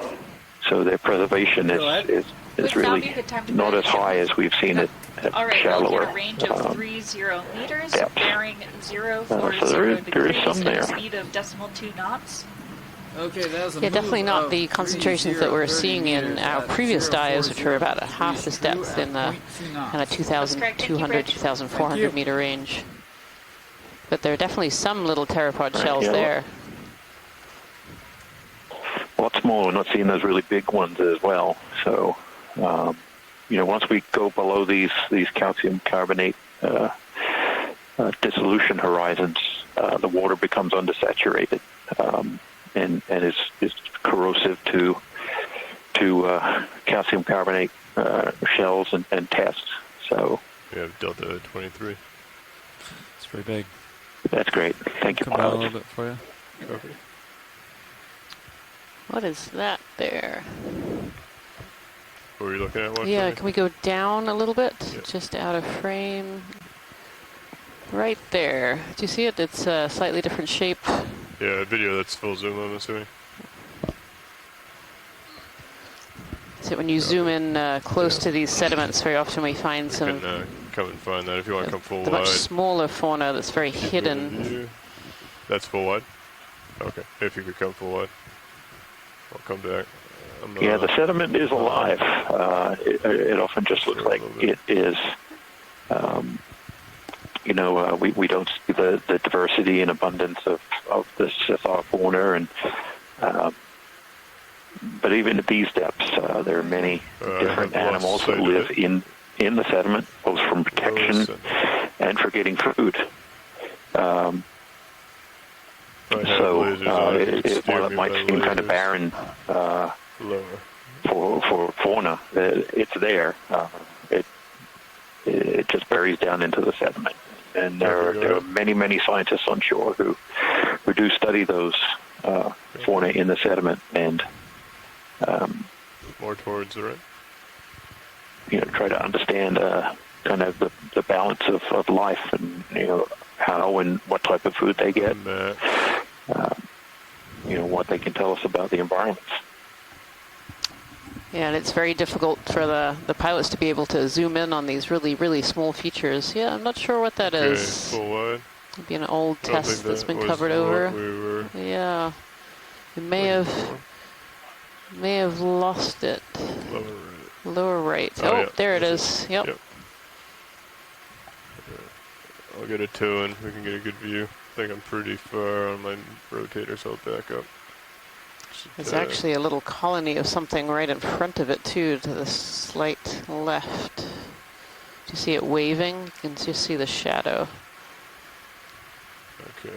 Go ahead and come in on that feature, or the object. Coming over. That's the maximum. Oh, whatever it is, it's consolidated sediment that's built its home. I actually don't know what it is. Bryozoa is the guest from the scientific chat room here. Bryozoan has created its home out of these sediment grains. Oh, and now we have nematodes under all that sand. There's almost certainly nematodes. This is a very interesting little house structure this has. Yeah. Oh, sorry, the bryozoa was the other. Focus on those. Sorry, go ahead, Scott. Focus on those wavy things. Yeah, we can. Try to focus on the wavy things as we pull up. Clear. Yep. Pilot, if we could move out just a little bit, just to the left of this, there was a colony, very light colored. Copy. And go down a little. Yeah. I'm at the maximized zoom, Okay. so I'm going to pull back a little bit, Okay. and then I can get it. There we right go. There in the center. I'm going to get a little underneath it so I can bring my rotator up. Other thoughts on the structure we were just looking at, potentially a 4am, but very strange looking. Here we go.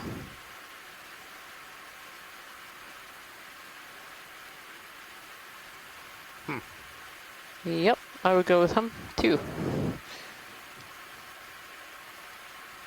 Yeah, very strange. I think bryozoan, whether it's a live bryozoan or a dead bryozoan that's been covered over, not quite sure.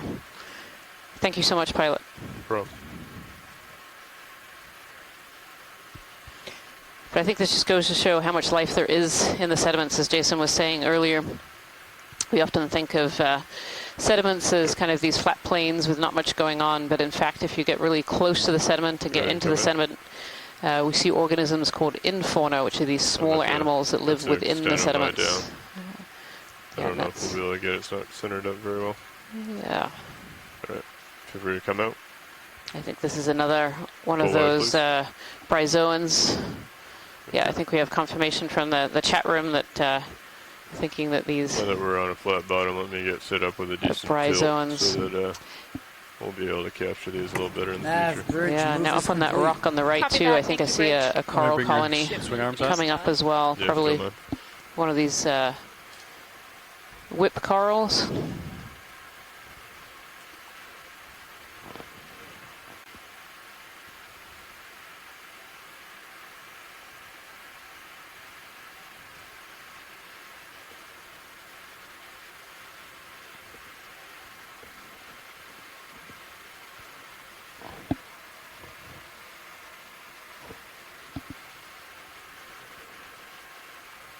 Gonna bring Mini Zeus over to look at starboard lower. Copy that.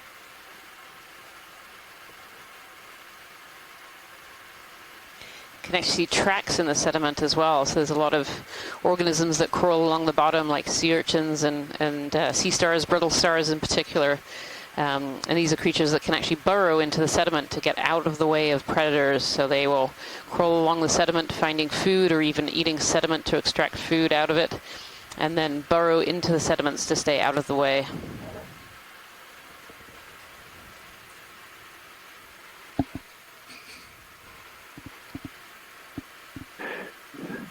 I wonder if this is one lone rock in the middle of nowhere. Either it means that material's coming down from the slopes above, or this is a drop stone or ice rafted debris, something that's fallen out of a iceberg that's passing over the area. But certainly, this coral found a home here.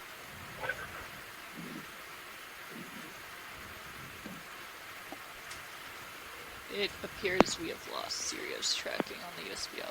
I expect that this is the same species as the one we collected earlier, and one of the things I can see as we're approaching it is that it does have a node very close to the attachment point to the rock, so that was a good characteristic that we can use.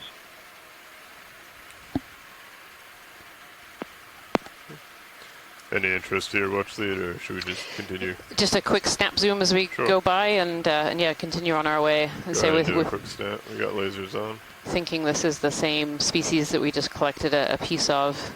Coming out. Just this time with all the polyps out, which is nice.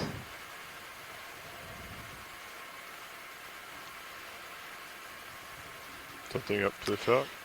And a request to go all the way to the bottom to the rock too once we've gone to the top.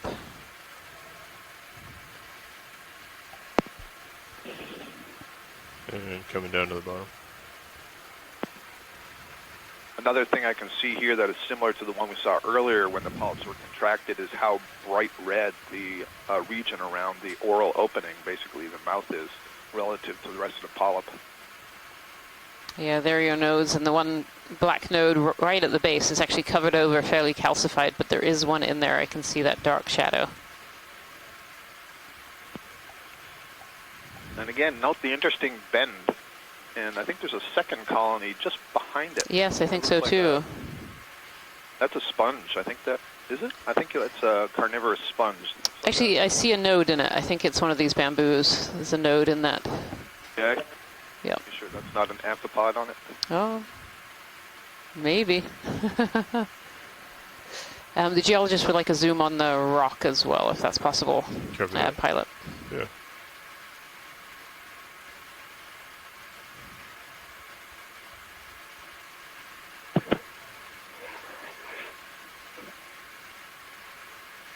And these bryozoan colonies, we saw some of these earlier in the dive as well. It looks like a piece of sponge. See, zooming in. Yeah, the zoom on the rock is hopefully, if it is ice-erupted debris, it usually wouldn't have very thick ferromanganese crust, and we'd be able to see the underlying texture. This one seems to have a fairly good crust covering what's underneath, so thinking it may be from the seamount rather than dropped out of an iceberg. Thank you, pilot. That's great.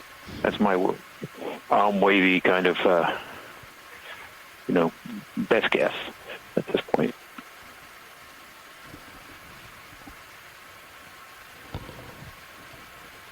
Anything else of interest here that you'd like to get a quick zoom in, or Sirius is starting to catch up? I think some zoom on the sediment if we're sitting here waiting to catch up. I mean, she's pretty much over us, so we can push forward. Say no to that. We can push forward. That's great. Okay. Though definite interest in sediment, of course. We'll stop after the next. I feel like you're teasing me now. Push that forward. Co-pilot. Sounds good. See what the multi-beam sees.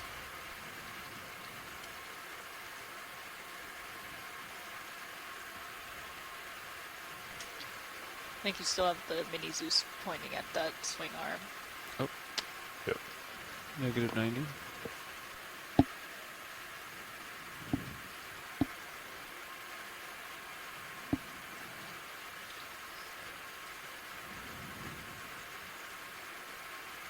I love scanning and then while watching, painting. Yeah, feel free to scan around. Looks pretty flat for a while. I'll push forward at it says 035. I get another move in. Yeah, if you'd like. Another 30? Yeah, I think so.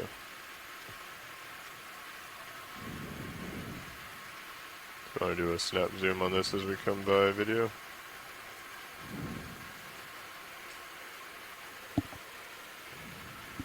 Yep, go ahead.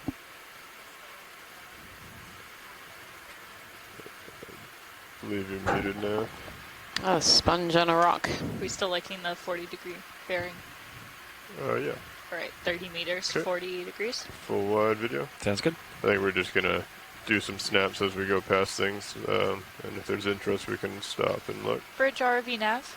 further. Go ahead.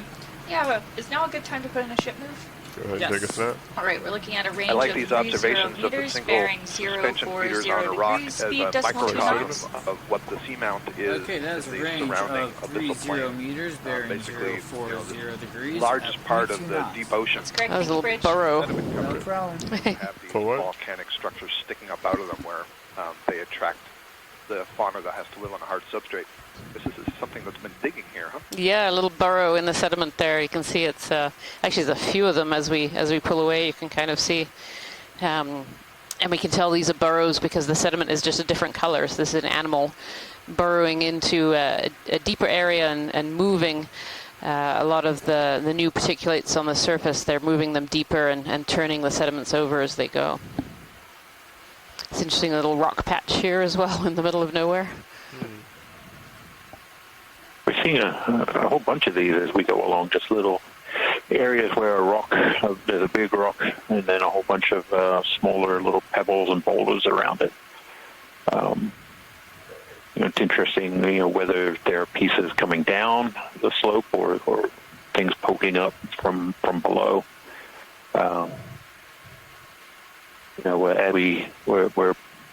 We're now approaching a slightly steeper section, so these rocks may be. There's a crack in the sediment. Yeah, that's a really good track. Snap right here, video. That would be great. Looks like another sponge. The sponge here. Oh, it looks like this little rock had tipped over. The sponge is now touching the sediment. Okay, for what?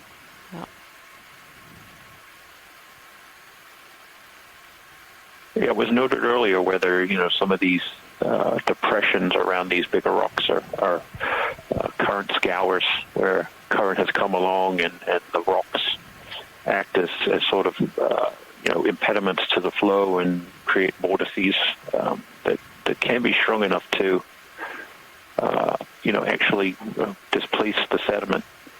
And it's quite possible. I don't know if the pilots are experiencing much of in the way of a current as we're driving along here, and we're certainly not seeing ripples on the sediment.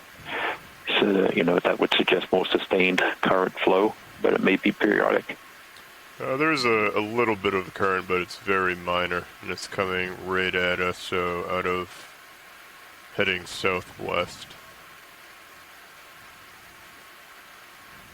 So it seems like it may be coming down from whatever feature is in front of us.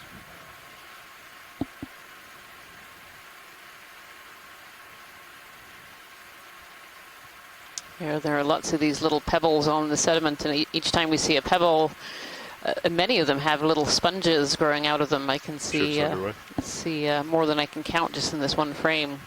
And then, of course, this larger rock that we're coming across here, it has one of these stalk sponges that have been really prolific over the last few dives.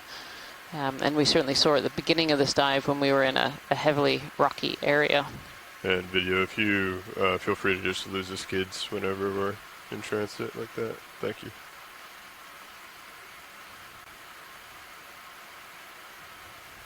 I always find it amazing to think about being a larvae in the deep ocean and you're traveling along and trying to find a home. And you could take a snap on this rock. It looks like it may have you're a couple species layers. that needs to live on a rocky surface, and you're traveling these really muddy areas, and you find this one rock in the middle of nowhere, and that's where you settle and grow. It's really quite amazing when you think about it.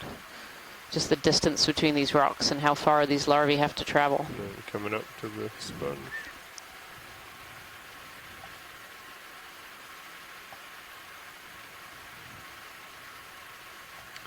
Reminds me of Yeah, this is one of these sponges on a stalk. These are hexactinellids, or glass sponges, and so their fibers are all made out of silica spicules all knitted together. Okay. I think we've seen quite a few of these videos. If you want to come full wide, get lasers on just to paint it for the folks that are counting.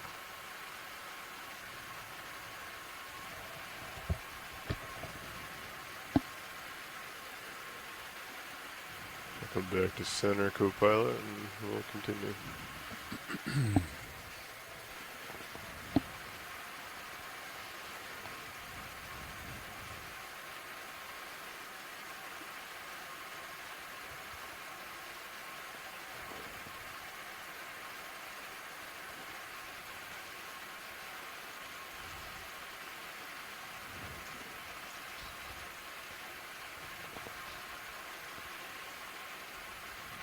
So I see cucumber or an enemy. It'd be great to snap zoom there. I think it's an anemone. Sure, if you want to do a quick snap zoom video. It's of interest I can set down. It is.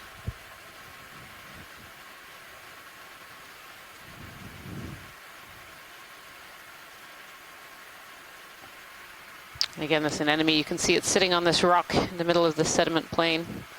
These anemones are related to corals. They're cnidarians. And so they are waiting for food to fall down.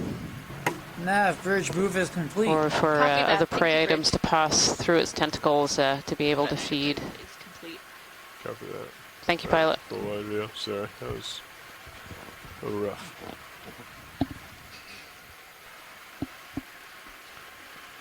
What do we think? Another move? Keep going? Yep. I don't see anything for another 30 meters. I agree. Come back to 038.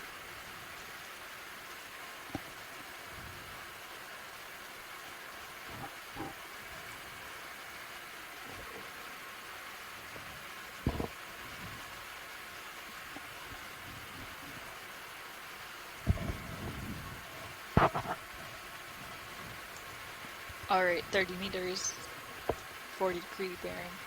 Sound good? Sounds good. All right. Bridge RV nav. Go ahead.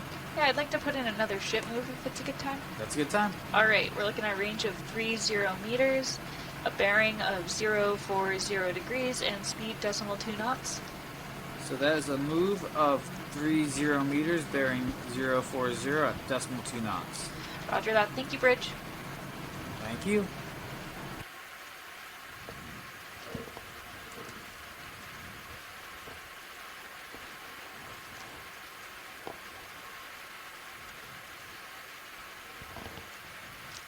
Right, video, if you want to come in on the rock real quick, we'll also get a look at the sediment.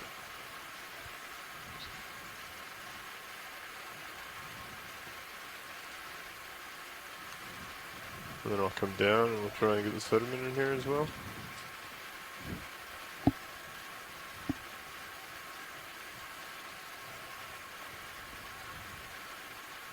And watch they just to confirm while we're waiting for Sirius to catch up. This is a value. Is stopping and taking a look at the yes, for sure. Thank you so much, pilot.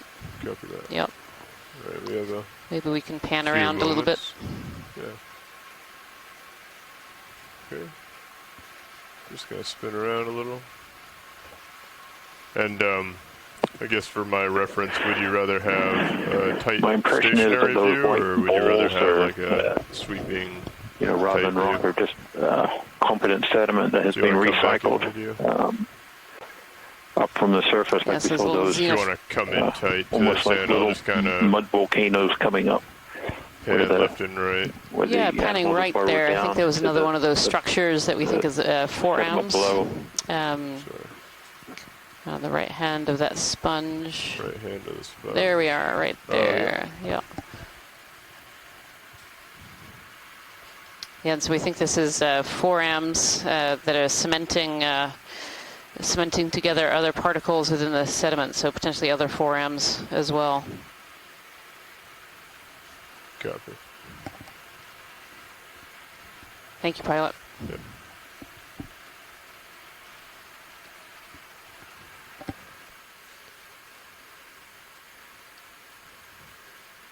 Yeah, sweeping around at about that zoom would be really helpful. Okay.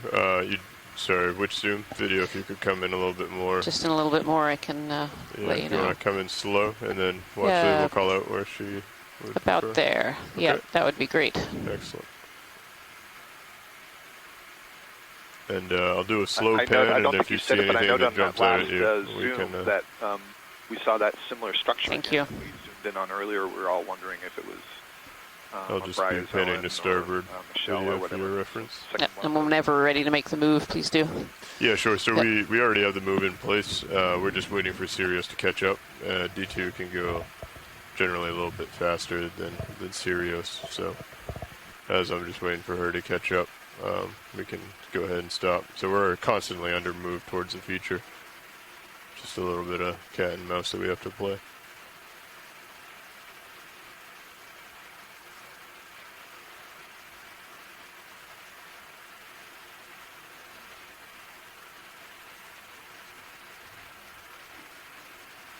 And Copilot, while I'm doing this, if you could keep an eye out for interesting things that may pop up in your screen that I may miss or I'm zoomed in.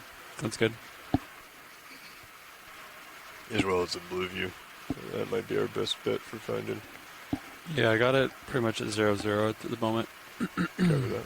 Seems like a good position. Can paint around, see if something creep coming up.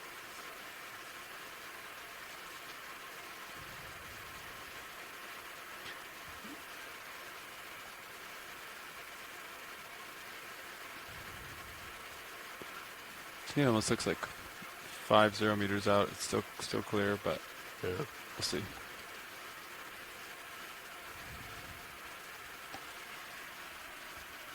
Just a gentle sandy slope. So you're at 4185. Contour puts us at 4170. So it's possible that it's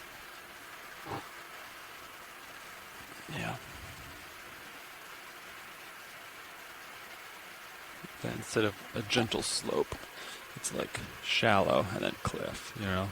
Yeah. So we'll cautiously approach.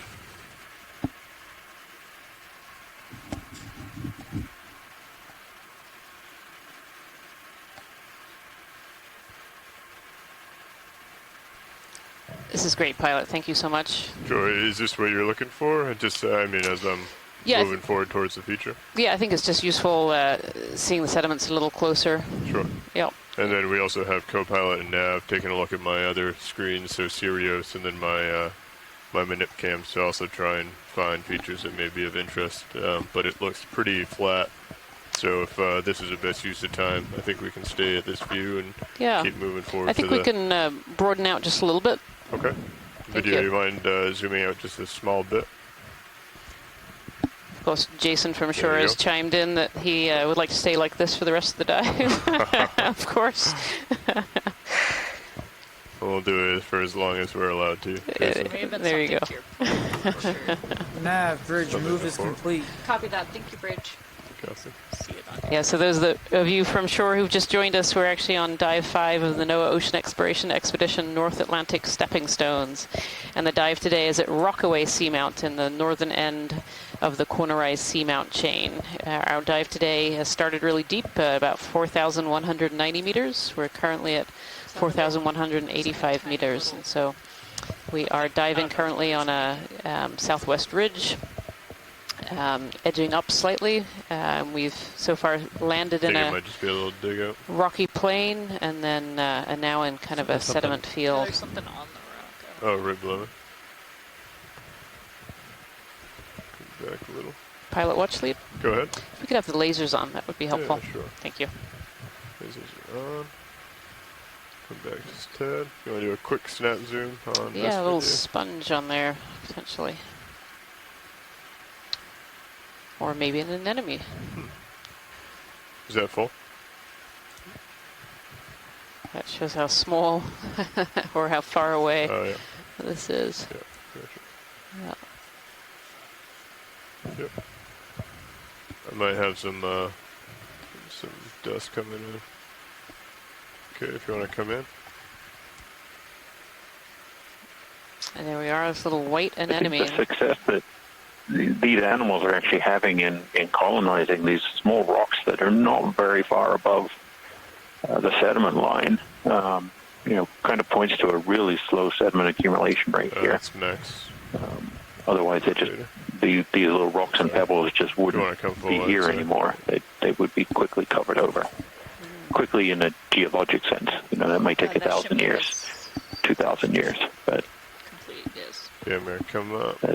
Most of these bigger, slightly bigger ones have got somebody if we could, somebody zoom living back on them. into that partial zoom.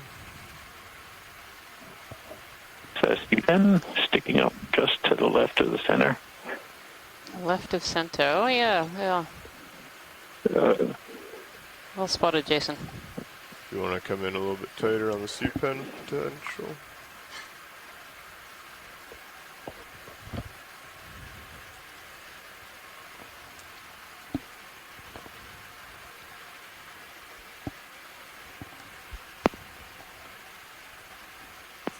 I think that's a polychaete worm. Oh, look at that! Yeah. Tube. Yeah, with the it's a suspension feeding polychaete, and so its head end is modified into a series of tentacles, so it feeds much like the other suspension feeders, like the corals and so on. But yeah, pretty We sure got it's a few worm. more moments here, video. Before Sirius catches up. As you Are come there out, tubes usually that extend that far out of sediment, or?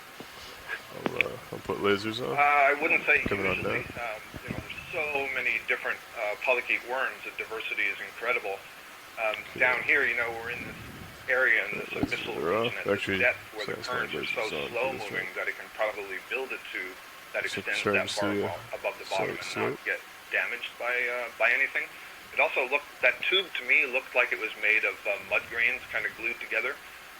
There's a whole variety of different kinds of tubes that are built by different families of polychaetes, but I do believe I have seen that before at these depths, Jason, that these tubes are quite extended from the bottom. Again, same story that we've been talking about on previous dives. Things need to get up to where the current flow is sufficient that there's enough food being transported through the water that they can back up catch the enough to co-pilot keep and I'll themselves push alive. out. Sounds good. Some good-looking trails through the sediment here that we can see. So as that marine snow, that food fall comes down, it often covers these sedimented areas, and you can kind of see it as a greeny color. And as these animals are moving along the bottom, either feeding or just for transport, they're kind of moving that aside, and so the sediment changes color, and that's how we see those sediment trails. Might be a fish behind you. See him? I don't see him in your tail camera. Or if he's floating above you. Yeah. He's hanging out with our tether. He's gone. Left center, Holothorian. Copy.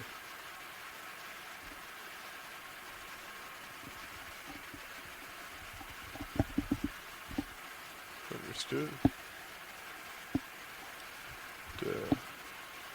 Is this the zoom you were looking for, Watch Lead, or do you want it a little tighter? No, this is great, actually. This gives us a really good overview, and I think enough detail to pick out interesting things. Copy that. And to confirm, you want the lasers on as we're doing this? Lasers on would be great. Sure. Yep. Excellent. I'll continue pushing out, co-pilot.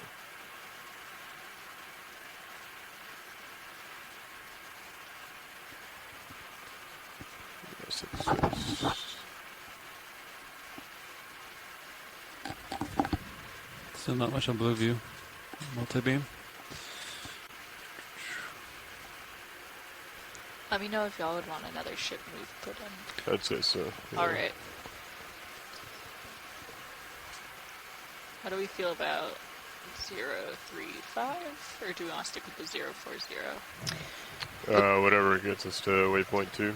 Looks almost like a debris field here, Jason. 30 meters still good? There's all these rocks scattered along the sediment. Are we good with 0.2 knots? Yeah, it's something we're kind of going back and forth on in the chat room is where did these rocks come from? Are they ice rafted debris? So material that would be incorporated into icebergs that begin their life closer to shore, or as glacial fronts and other things, and as they move around to the ocean, they start to melt, and the material that gets captured in them drops out, and we often see them as kind of lone rocks without many others around them. But there are times where you see them and they're kind of clumped together, either because there was just such a tremendous amount of material captured by the iceberg, or it was in one place for a long time. So one of the things we'll see as we go up slope is if there is another set of outcrops that could be the source of these rocks. they're pretty small. They're well distributed, but you see these bigger ones surrounded by these little fields of smaller ones. So, at these scales, it can be challenging to get a sense of the bigger picture. But we'll try to put that together as we go up. So, a debris field is certainly possible. Yeah, I feel it's very different from anything that we've seen so far. On the previous dives where he hit sediment, it tended to be really just sediment with very few rocks and boulders, but this is, a fair scattering of small places where these larvae could land. Most of these rocks have a sponge on them, or maybe some bryozoans and hydroids, animals that would usually be found in really rocky areas, and the larvae have managed to find their way onto these sparse rocks throughout this sediment plain.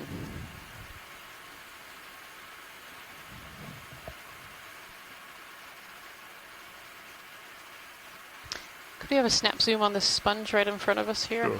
Thank you. Good idea if you want to start coming in. Got lasers on. And coming off.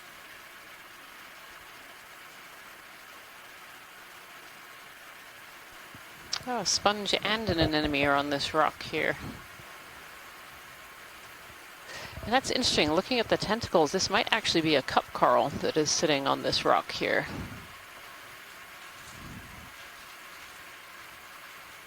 I can see kind of a wider base, which suggests that maybe there's a little skeleton in there. These cup corals too, we find some cup corals that live on sediments and others that live on rocks. And the cup corals that live on sediments, actually, their larvae do settle on a tiny little pebble, which eventually they outgrow. I'm just gonna come down a little bit and get it too. Really nice. A nice little colony here. We have maybe 2 different kinds of sponges and a little cup coral sitting on the ledge. Beautiful.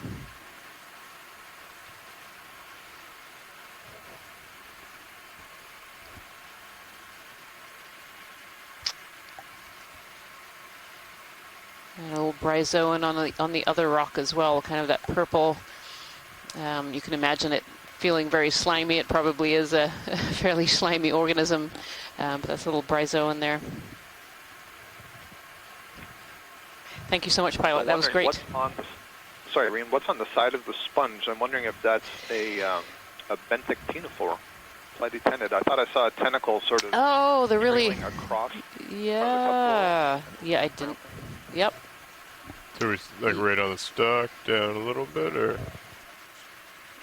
or up?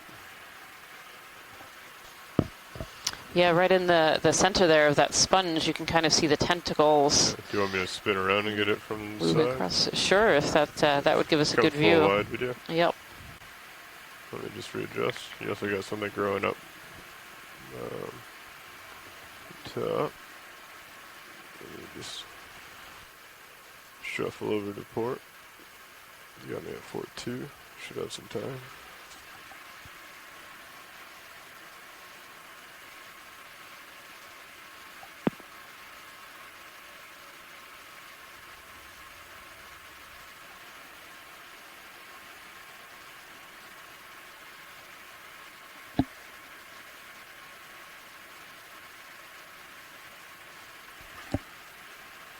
Go ahead and come in again, video.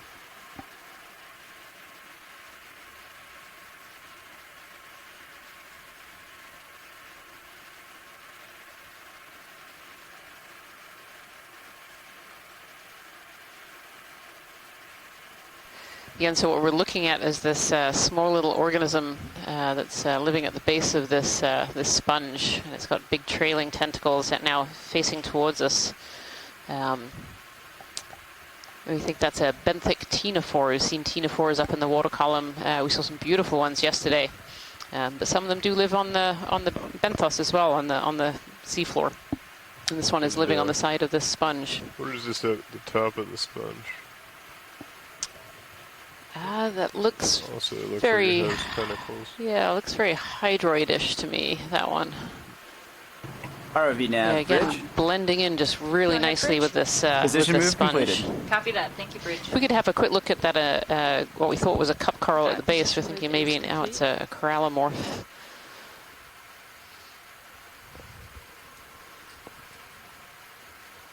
Yeah, I think I still lean towards cup coral.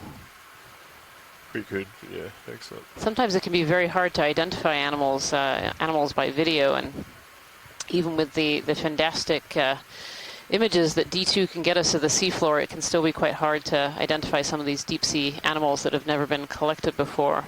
There's also something over in the ground. There's actually a little polychaete over on the right-hand side. There's 2 holes, and in the right-hand hole you can just see these coming over to starboard a little bit. tentacles sticking out of this hole. Are those polychaetes, are they burrowers, or are they just taking advantage of a hole? Many polychaetes are burrowers. Now, some do take advantage of holes too, but there are many, many species of polychaetes that actually burrow and make their own holes. Some of them make tubes as well to live in. But this one is quite happy hanging out. The other hole has the same thing in it. Yeah, the sediment is actually far more turned over than I expected it to be. I guess. Oh, there's a second. There's something else in that yeah, there's a second worm coming out. Look at that. It's a little village of, of worms here. We have 2. Yep. Worm colony. Yep. And these polychaetes that burrow like this, I mean, this is a great strategy for the deep ocean. It gives you protection from predators. It gives you somewhere to hide. And they stick their tentacles out into the current and pick particles out of the water column. That just reinforces what we're saying about life in the sediment. Why we might not see it. You know, if you take a closer look, there it is. And there they are. We really have a few more moments here before we need to either keep moving or we can bring Sirius back. I think we're great, pilot. This is wonderful. Thank you. Copy that. All right, full wide video. Thank you. Let's keep moving forward.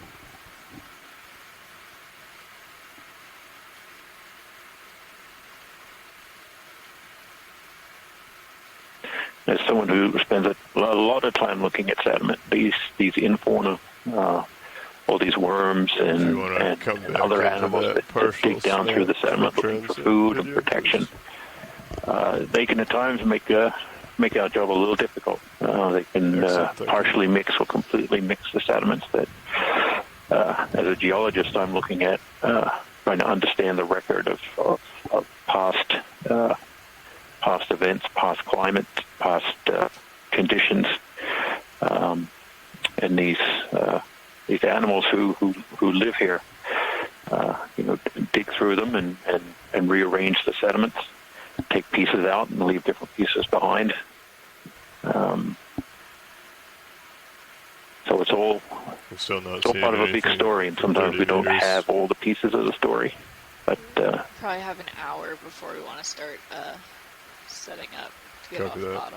bottom. Bear in mind, we also may be rinsing the cable this is afternoon. a really dynamic sedimented surface here, far more than I expected to see. Do you want to do a quick snap zoom here video on the anemone and sponge?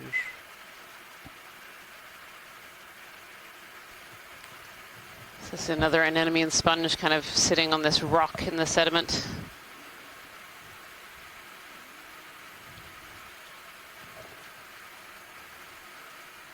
Thank you, pilot. Okay. But what? We'll keep moving.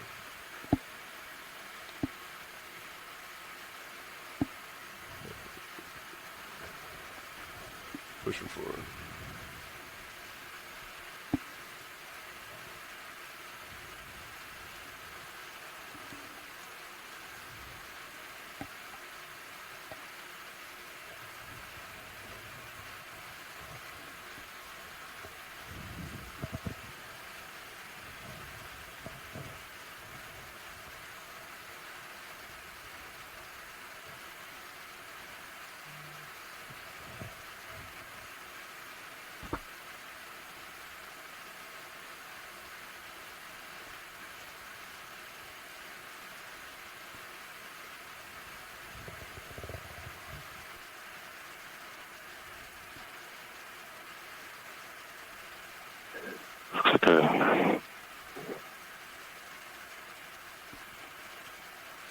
Really thought that looked like a piece of, Are we underway, or does that mean stop? No.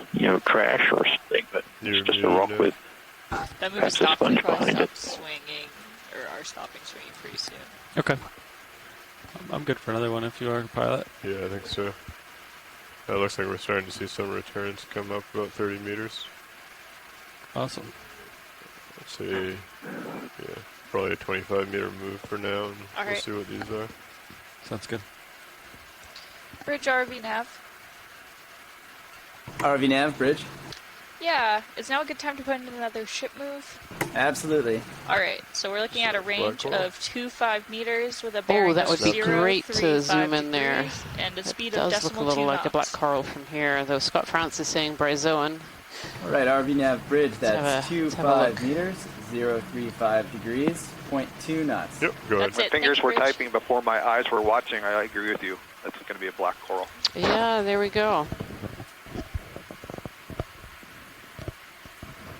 It seems like quite a deep depth for a black coral, Scott.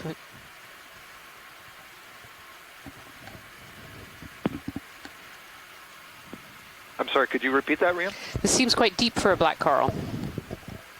Are they regularly found here? Black corals actually are probably the most successful of the deep Anthozoa. Good to know. So I would say we have more diversity of black coral species at these abyssal depths than we would octocorals. Yeah. Tina could let us know about that. Yeah, and Tina is saying this is an abyssopathes, and I assume from its name, abysso, that it's very commonly found at these abyssal depths. That's a really great find. Well done, pilot, for spotting that one. Thank you. Yeah, it's really cool, that colony growth morphology. The way those branches are sort of curled up creates that sort of funnel that the currents pass through, and then again you get the water creating these little eddies that probably helps the polyps capture particles that are floating by and zooplankton that are floating by. Very nice. Got me at 53.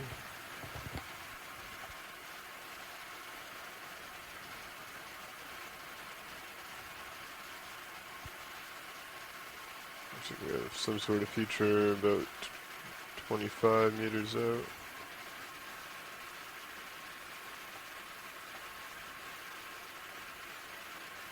I'm hunting with your multi-beam. Copy. Oh yeah, that looks like similar to what we left.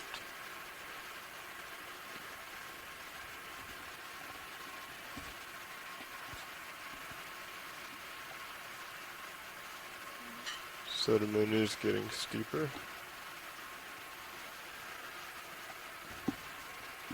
So you're at 4172, and you're on the contour of 4150.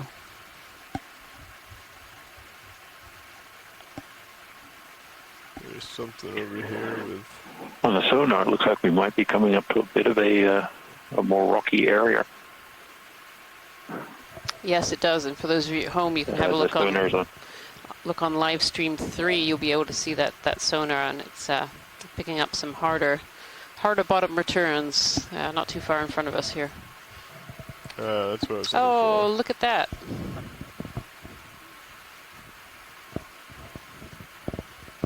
Now that's a Serianthid. That is stunning. Beautiful.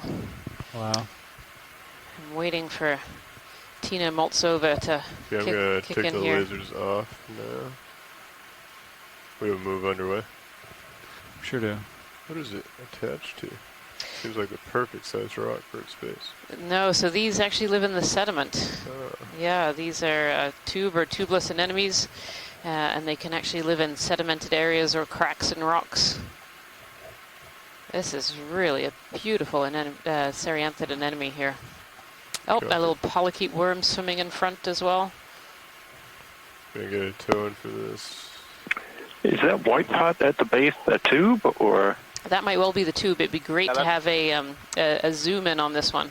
Sure, I'll just get set up. Because this looks like it's one with a tube. Go ahead and come in. Yep, Video and on the Tina base. Yeah, Jason, I Moltsova. was just going to say that this group of anemones builds a tube that they will retract into, and that tube can actually extend, more than a meter down into the sediment.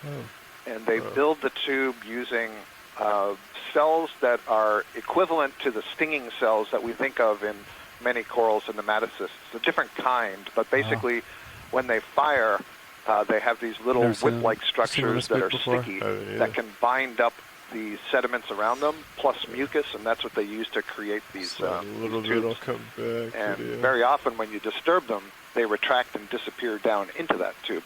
Yeah, and you can really see that tube in the screen right now, and all those consolidated sediment particles that it's brought in to build that tube. If we could zoom up just a little bit and see if we can have a look at its oral area at all. ROV nav, bridge.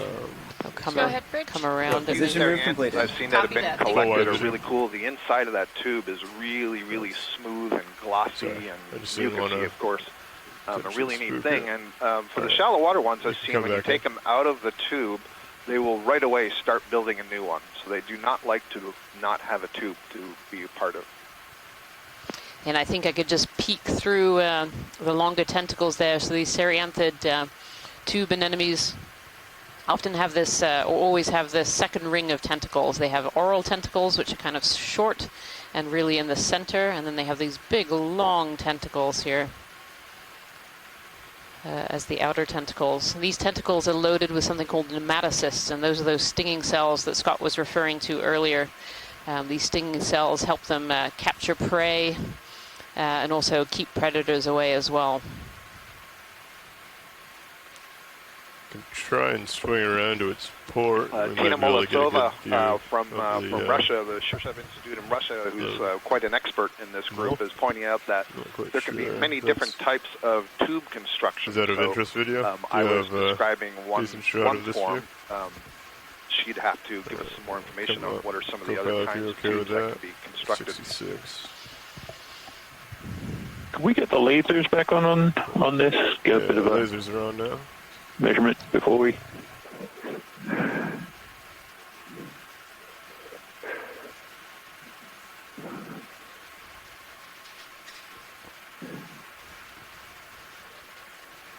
It's quite large.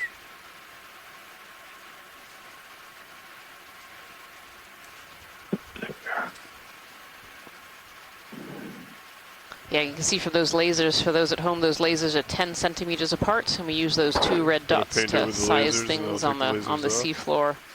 So you can see this coming off. And go ahead and come in. Serianthid, and the body itself is about 10 centimeters across at the head, and it contracts down a little bit into the tube.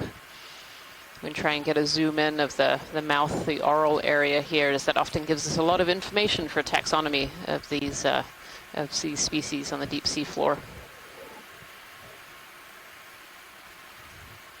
And there you can see tucked inside, those are the oral tentacles, those shorter tentacles that cover the mouth. So inside the center of those would be the mouth area. This is really beautiful. This is a beautiful serianthid.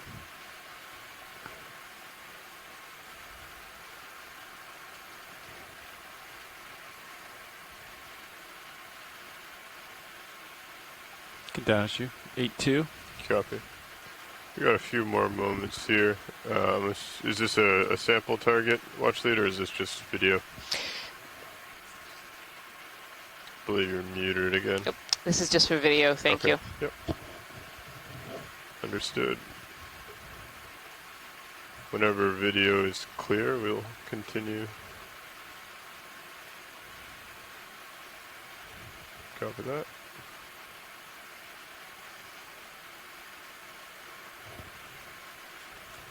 Understood.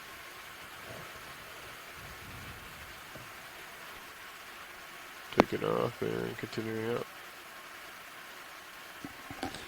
Softer port. Yep. There's some harder stuff. Good scooch over there.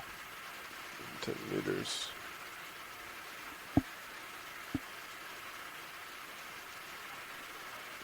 Yes, please. Yeah. It looks like there might... Aha, here's the wall. There might be some more.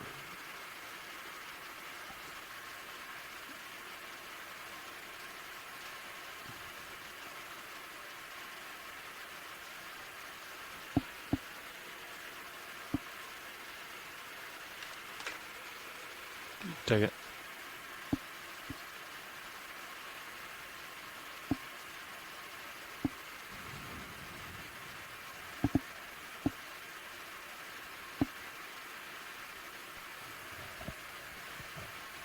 It looks like we're coming up on a much rockier feature in the sediment plain here, and we are currently at 4,168 meters depth on Rockaway Seamount in the northern end of the Cornerise Seamount area. And we've seen quite a variety of different habitats so far on this dive, on this deep dive. We started in kind of a boulder field, we moved into the sediment plain, and now we seem to have another kind of rocky or flow area on the seafloor. We're start seeing more of the organisms that like to live in these rocky areas. So far at this depth, we've actually seen some bamboo corals, potentially a new species. We've seen just saw a black coral and this beautiful ceranthid, and then quite a few different species of sponge. Not quite like the diversity that we saw in the last few dives, but still a fair number of sponge species. It does appear to be some loose rock here. Is this of interest, or yeah? This looks more like a sheet type flow rather than those pillows that we've been seeing. You know, a broader spreading. There's one here right in front of me. There's also potentially one up to my starboard. You know, lava morphology. Lasers. Yeah. Although there looks like some texture into those. Sorry, watch those areas. Would you like this one? If that rock is worth sampling. Yeah, sure. Understood. I'll get it set up. Sounds like there may be some interest. So Jason, they're thinking about collecting this rock that's in front of us here. Would this be a good one? There were some more contenders further up the line there. No, I think that's a great idea. We're right here next to this kind of Kevin Conrad from University of Nevada, Las Vegas. Says that these have a low bake flow texture. I think we have so I'm thinking this rock sample looks like it came from this area. So that's correct. We only have about an hour or so left on the dive, I believe. So grabbing a rock now is good. Is there any concern about putting two rocks in the same box? Would you like to keep them separate, or would you like me to try and double up? Keeping them separate would be best. Copy that. Thank you. Co-pilot, if ship on it might be hard to tell the difference between the two. Oh, looks like it's moving. Shouldn't be. Okay. Co-pilot, if you're feeling comfortable, you can go ahead and bring up Mini. Okay, arms coming on. And slide.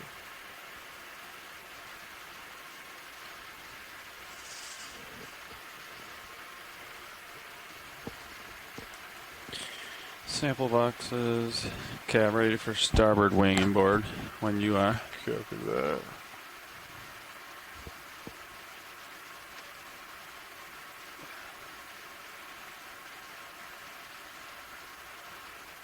I wonder if they're going to want the squeeze test on this one.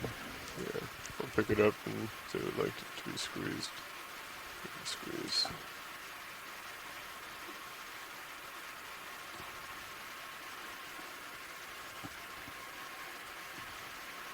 Pretty close to mini Zeus.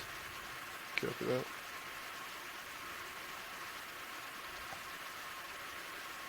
Alright, video if you could zoom in on the sample on main HD. Okay.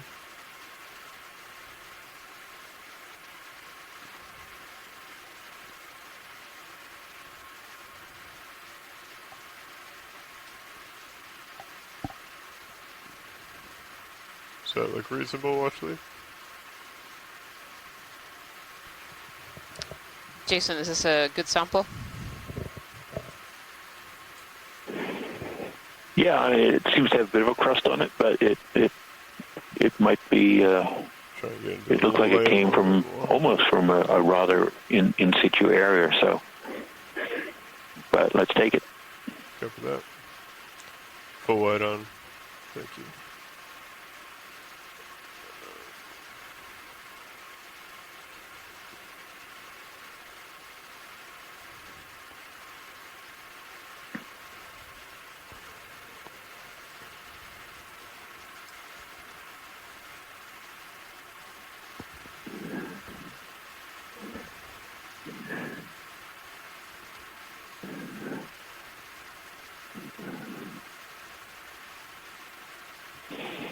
Okay.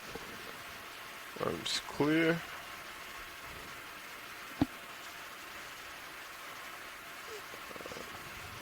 Thank you, pilots. That was great. Sure. Yes, thank you so much.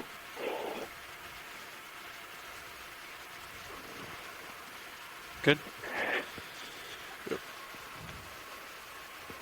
I'm stowed. Thank you, co-pilot. Decent. Arms off. Straight ahead of us. Okay, straighten up your mini Zeus.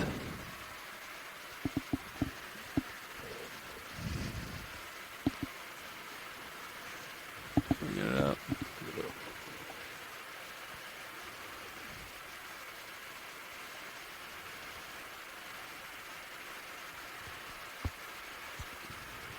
Okay. Coming over to a 040, 038. Yeah, somewhere in there. 40.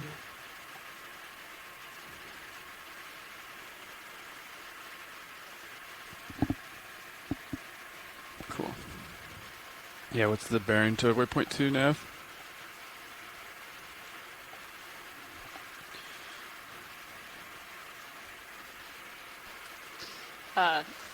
Looking like 39. Great. 039. And I believe there was squat lobs here. significant Down the interest bottom of the in frame. trying to get to the top of this feature, right? Waypoint 2 was a pretty hard target. Watch lead. That's correct. Yeah, it is kind of on the ridge. If we go off either side of it, we'll kind of be coming off the edge. So. Copy that. Well, I meant more of we want to try and make there before we come off bottom. That would be great if that's possible. We only have about another 40 minutes here. Is that correct? That's correct. How far away is that now? About 200 meters. Oh, really? To waypoint 2? Yes. I mean, we could make it. I think with limited samples and minor zooms. Yeah, I think as long as we fly low enough, we can actually see a little bit more en route. That should be fine. Yeah, sure. Yep. Hydraulics disabled. Sure. Secured.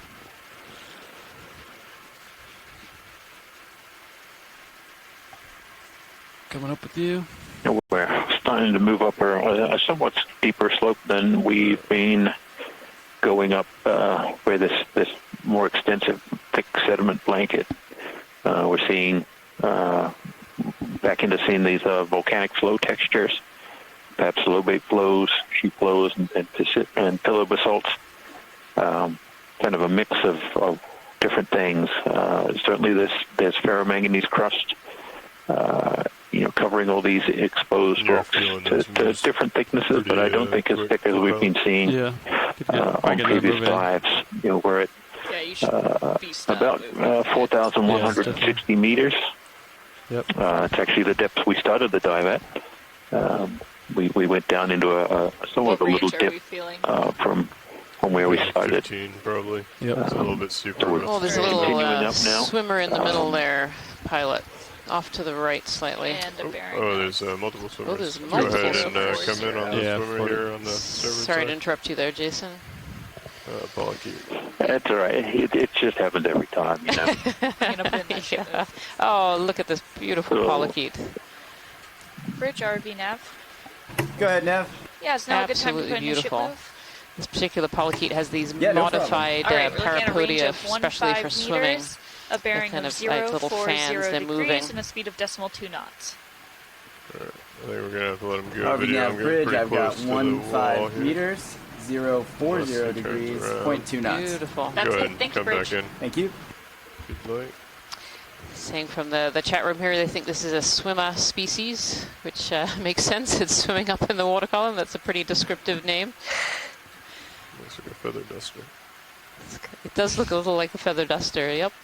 These modified parapodia help it to swim, and you can see they have all these fine little hairs and the way that they're moving and undulating in the water. Is it missing an antenna, or is it? Yeah, it looks like it might be missing an antenna. It's growing back there. You can see it's just small on the side. We're gonna have to let this go. Video. Just go off screen. And from the chat room, George Matamoso and Scott France say that this is potentially the green bomber, and so it produces a green luminescent bomb, probably when being attacked to confuse their predators. Really beautiful. Thank you so much, pilots. We have that ship move in. And interestingly, I don't think we've seen a fish during this dive. We haven't. No, I have no fish recorded from this dive so far. We haven't seen many during the dive so far. Usually just a handful. Yeah, 3 or 4, 2 or 3. So far. Yep.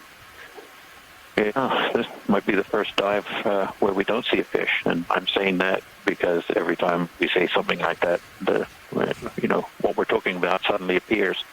So. Yeah, it looks like we have a fish friend here. Looks like we have another swimmer in the right hand of the screen here, potentially even 2. I may have missed those mostly. Yeah, they are. Oh, very small. They are really small. Come in type video.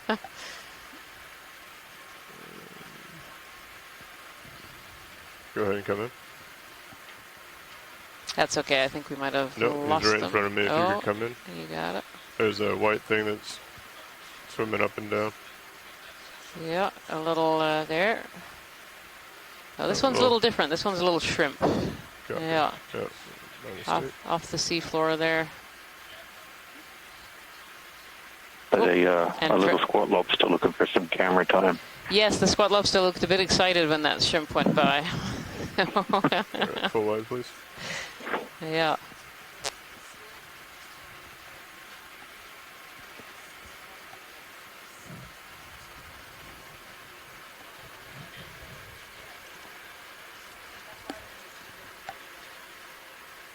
May range your sonar in a little bit.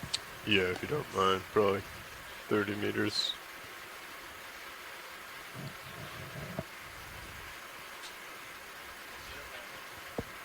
More sponges on these rocks here too. And yes, Jason, it is really interesting. We haven't seen a fish yet, but it's definitely been the way of these dives that we've just mentioned. We haven't seen something, and suddenly it will appear. So, who knows? Maybe we will see a fish in this last Did your screen just last look dark? little while of this dive. This is a much deeper dive today. This is dive 5 of the NOAA Ocean Exploration Expedition North Atlantic Stepping Stones. And we are currently at 4,141 meters depth on Rockaway Seamount, which is in the north corner of the cornerized Seamount area. And it's a much deeper dive today, which means that we sadly only get to stay on the seafloor a short while before we have to come up in the water column and for recovery. Appreciate it. Really quite spectacular seafloor morphology we're seeing now with these bulbous pillar-like shapes, and then areas where we see they've been broken open and there's voids underneath. Could you do a snap zoom on this swimmer again? It really is quite interesting. Copy that. Thank you, Bridge. The variety of different eruptive styles, and then how the lava is being deposited. We think this is basalt, and we will hopefully find out when the rocks come back. Yeah, this another swimmer. Another swimming species moving a bit more erratically than the one that we saw earlier. See, it's just kind of floating and using the current for movement here. All right, video full wide. Thanks. There it goes. Thank you, pilots. Yep.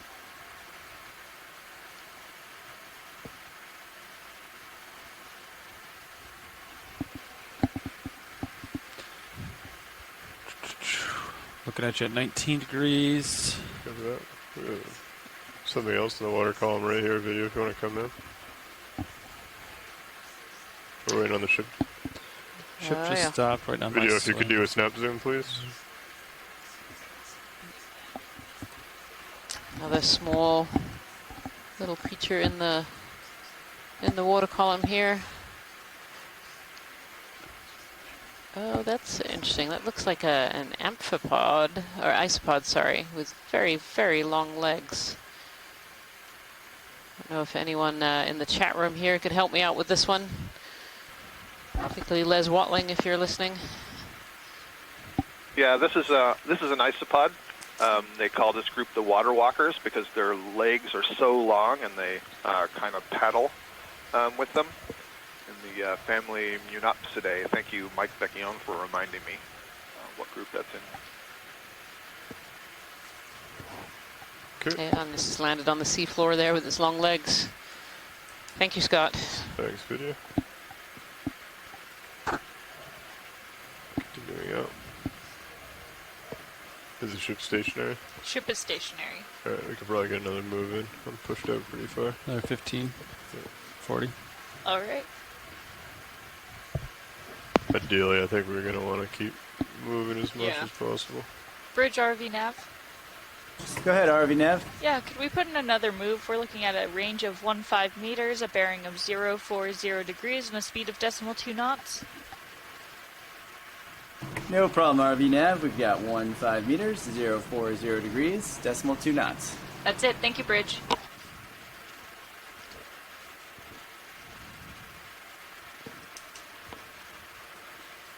Here's a swimming sea Oh, cucumber. Hawthorne. Oh, here we go. We could come in on this video. It's a beautiful sea cucumber here. So these have the name the headless chicken monster. I've been kind of waiting to see one of these just to say those words, the headless chicken monster. So some of the sea cucumbers that we've seen so far on the previous dives have been living on the sediment and will walk on the sediment and consume sediment. And I've been saying at that time that some of these sea cucumbers have specialized swimming gear, and this is one of them. This is just beautiful.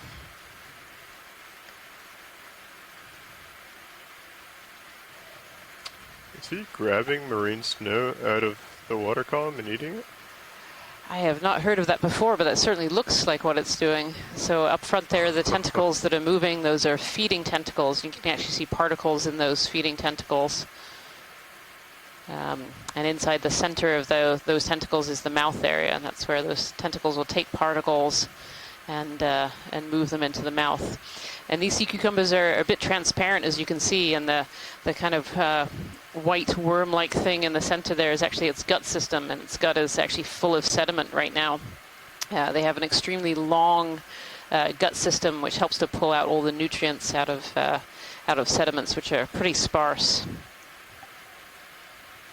Alright, it's starting to get up a little far video. Probably let him go. And these particular sea cucumbers are found in these depths fairly regularly, and they're really fun to come across. Maybe. There we go. I just don't want to go off screen. Likes the camera. Alright, full on. Thank you, video.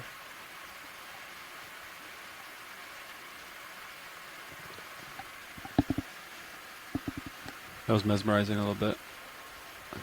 Yeah, Thank you, I love pilots. the undulations as they like. Yeah, those so graceful. Swimming cucumbers are really beautiful. I've never seen them like reaching out. I mean, that was marine almost snow, a fish. I don't know. Can we class it as a fish? I think the echinoderm biologist on the line may not agree with you there, Jason.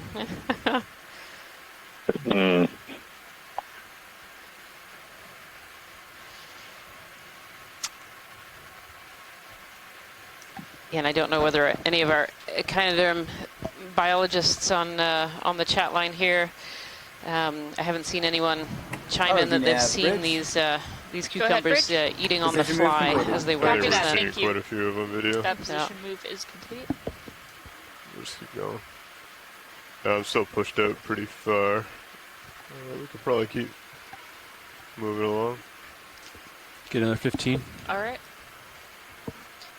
Bridge RV nav. RV nav, Bridge. Yeah, I'd like to put in another position move. We're looking at 15 meters, bearing 040 and speed 0.2 knots. Here. Roger that, which is, you know, quite stark contrast to what we just, we probably spent half the dive already going over that broad sediment plain. So, you know, seeing the exposed volcanic morphologies here is, it's quite amazing. Sea star, maybe?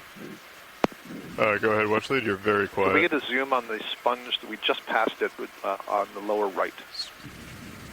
Yeah. Unless we've gone too far. Copy that. Snap zoom on sponge, come in center. Oh, did you say lower right or lower left? And not the one that's in the center now. Oh. Not that one. Yeah. This one. Yeah. All right. I think they meant the other one. Sorry. Oh, sorry. If you want to come full wide, there's another sponge. sponge. Yeah, we're on a 4-second delay. Lower right. Oh, copy. It's right. I think it might have moved behind us at this point. Yeah, I have it right here in my... okay, it's not far. Right here? There it is. Yep. All right, let me pull back a little. Okay.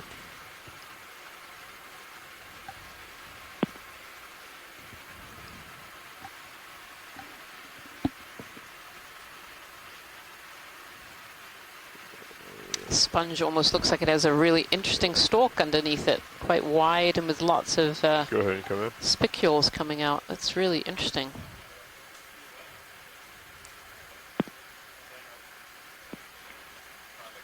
Yeah, so all these sponge spicules are made of rays, all these sponge stalks are made of rays of these siliceous spicules that are making up the whole body of the sponge. But many of the ones we've been seeing, either those fibrous rays are molded together into one tight stalk, Pilot, can you turn your it's F-light bar one off for a very CTD thick test? Yeah, go ahead. silica rod.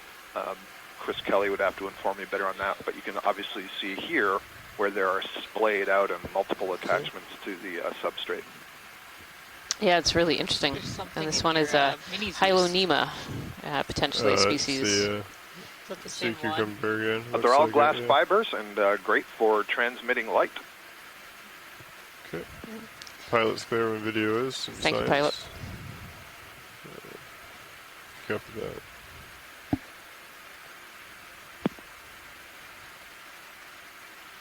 And was there any interest in this?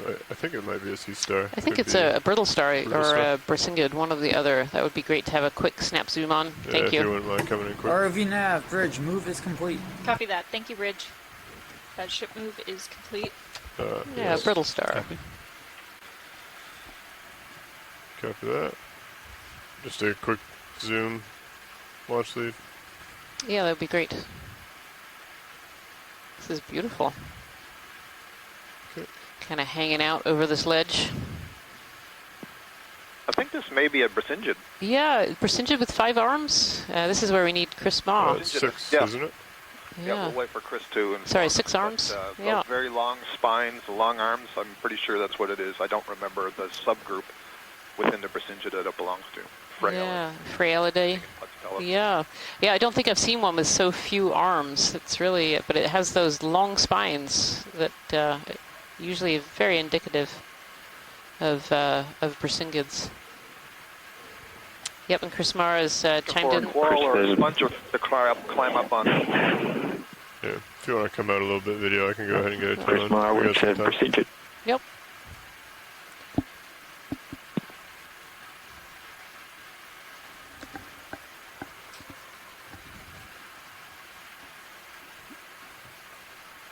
Get a little more light on it.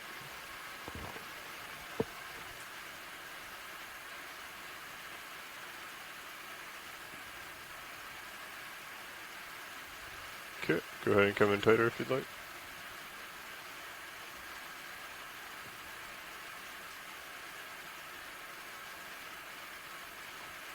And Chris Mara is saying that this depth is possibly a Phragostera or a Hymenodiscus. So.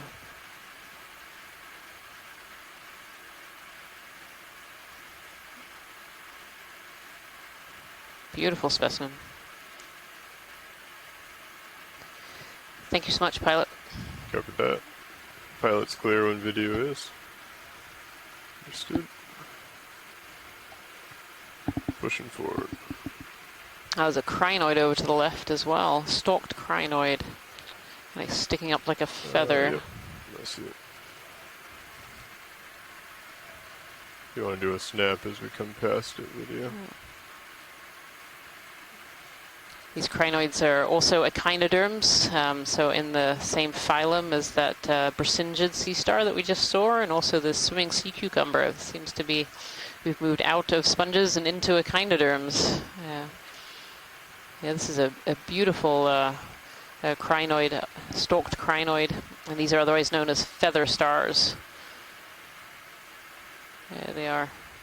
And you can see why, looking at this this image here. It definitely looks like a beautiful feather here.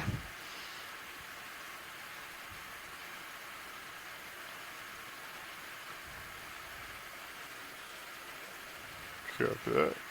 Pilot's clear when video is. Thank you, pilot.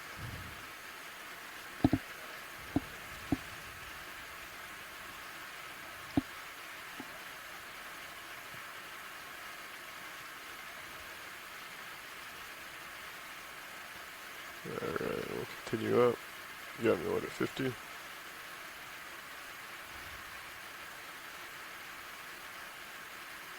And if you tuned in yesterday, you'll notice that there are just far less organisms on the rocks, even though we were in a fairly similar habitat yesterday. And one of the reasons for that could well be that we're actually at 4,123 meters right now, whereas most of our dive yesterday was all above about 2,400 meters. And so the amount of food down here is about half that we would have seen at yesterday's dive. And so where you get less food, you generally get less organisms living as well.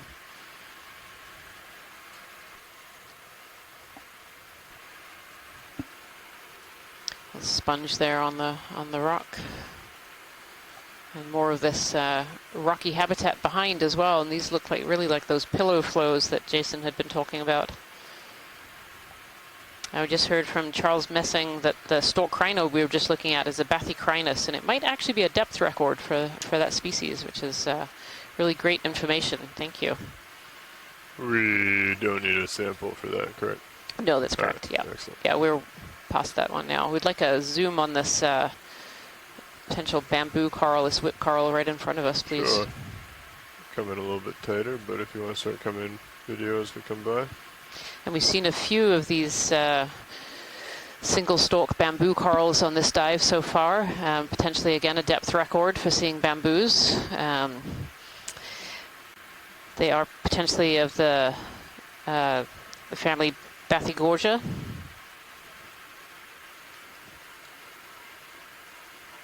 And yeah, this bamboo coral, you can see the nodes on the skeleton here. Yeah, come up to the from top. The chat room, this is also the genus Bathygorgia, similar to the others.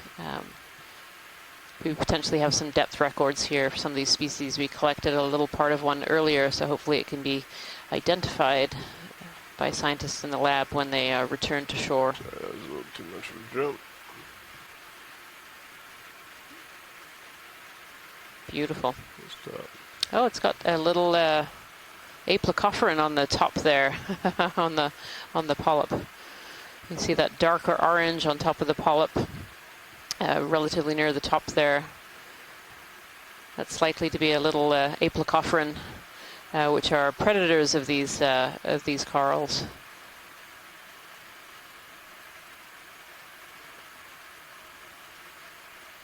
It's a great shot. Thank you so much, pilot. Yep.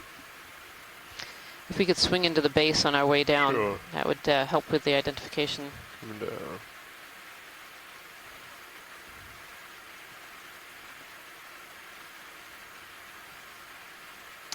Those large nodes that indicative of them being bamboo corals. And you like to see where it connects to the rock. If we can get that angle, that would be helpful. Yep. But it seems to be right around the corner. Yep. Yep, and you can see a little bit of a darker node inside there, calcified over. Well, So, if you wouldn't mind just holding your zoom until I call for it video as I'm readjusting. Yeah. No worries. Full wide.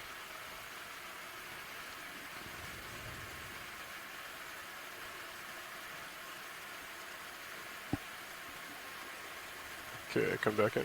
Thank you, pilot. Or okay, we'll leave it. Pushing out. If I get another move in. Yeah, I think so. Or 15. 40.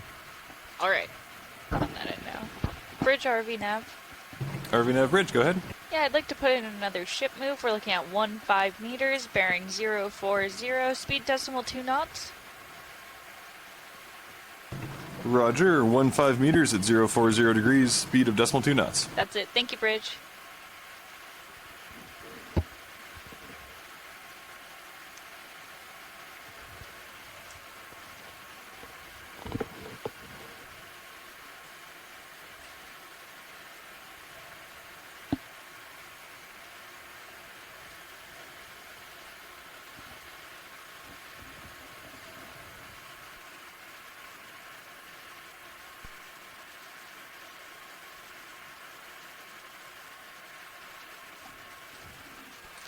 Go ahead, watch lead. Looks like there might be a squat lobster here video if you'd like to come in. Sorry, can you repeat that?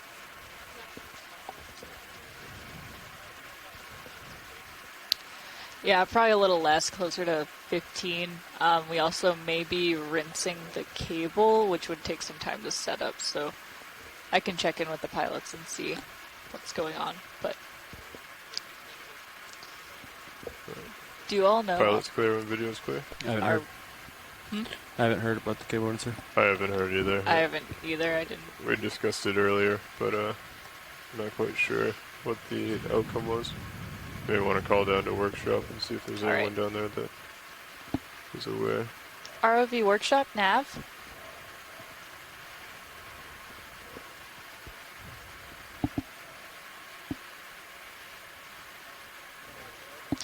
Yeah, I was just wondering if you've heard anything about rinsing the 6-8 on our way up. Alright, great, thank you.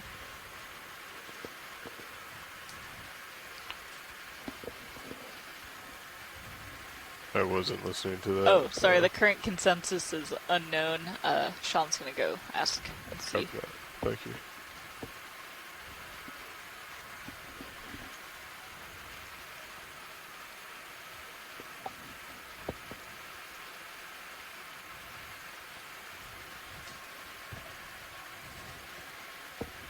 Looks like it opens up, finds out here a little bit. Cool rock formations today. Yeah, definitely. Some really impressive exposures of rock there, just almost looking like they oozed out onto the rock underneath, and it was frozen in place, which is probably very close to what happened. These lavas may be quite viscous, and when they erupt All right, out, good copy. Thank you. the outside crust starts to harden, and the inside remains They are going to molten do cable rinsing. They're getting for a lot set longer. up right It's now, able and to then they'll form call these up more if they ever need us to do elongate hands off the winch. flow structures.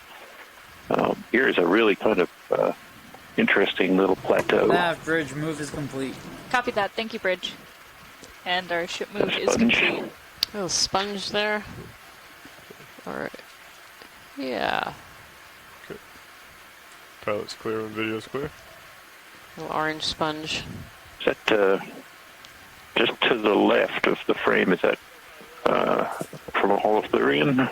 Oh yeah, on the right on the rock. Copy. Right next to the yellow sponge. Dead center now. Come in. Yep.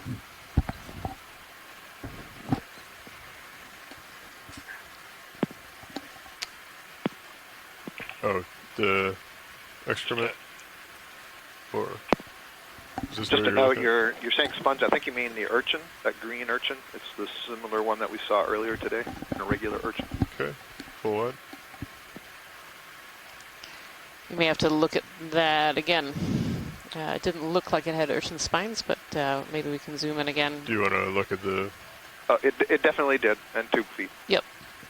Okay. That would be great. Come in. Yep, Chris Mao is confirming the urchin.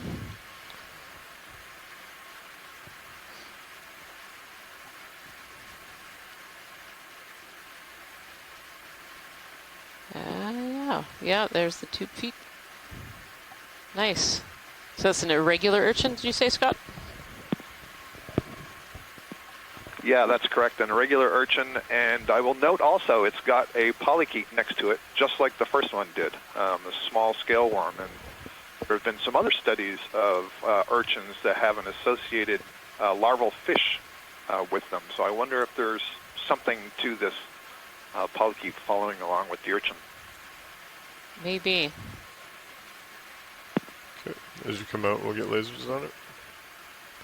Thank you, Lasers Pilot. are on now. That ship move has been done. I don't know if we want to put another in or.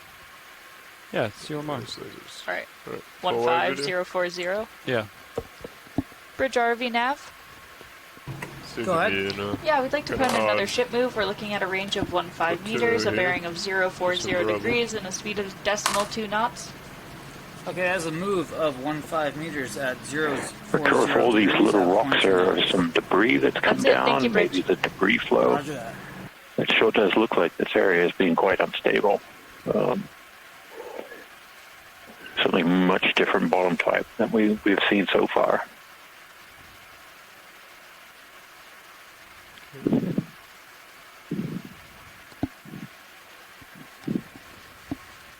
Yeah, it does appear we're in some sort of debris chute where material has come down from above.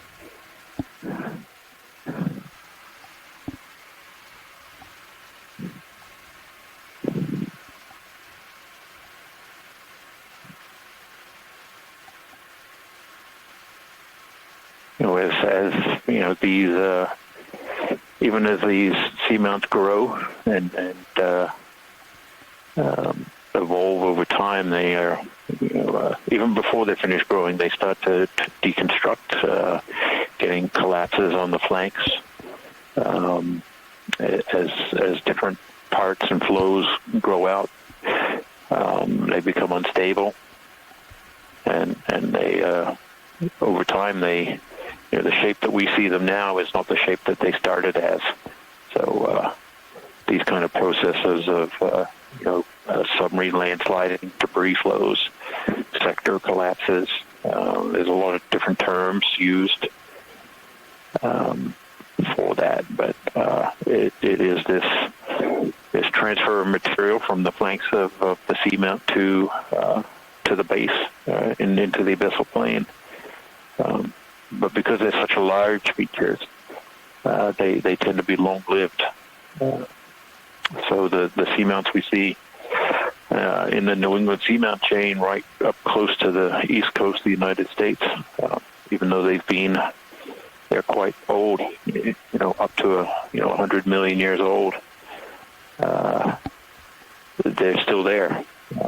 But they have been heavily eroded and their shape has changed significantly. So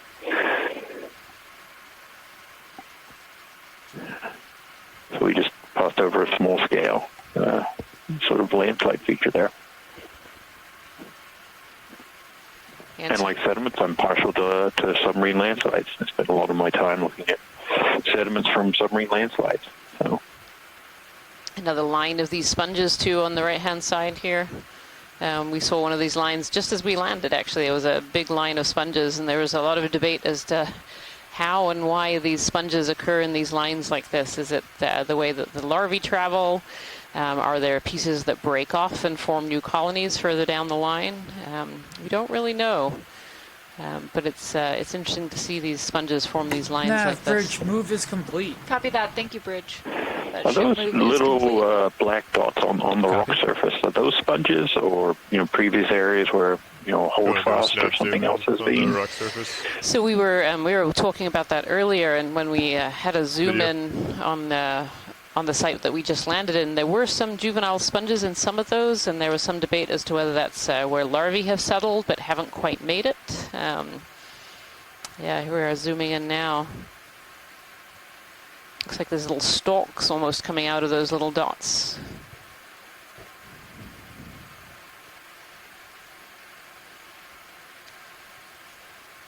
You know, it could also be something like a worm that is attached to the rock surface and has actually cleared all of the sediment, or even a hydroid as it sweeps in the current, clearing the sediment from these little circles.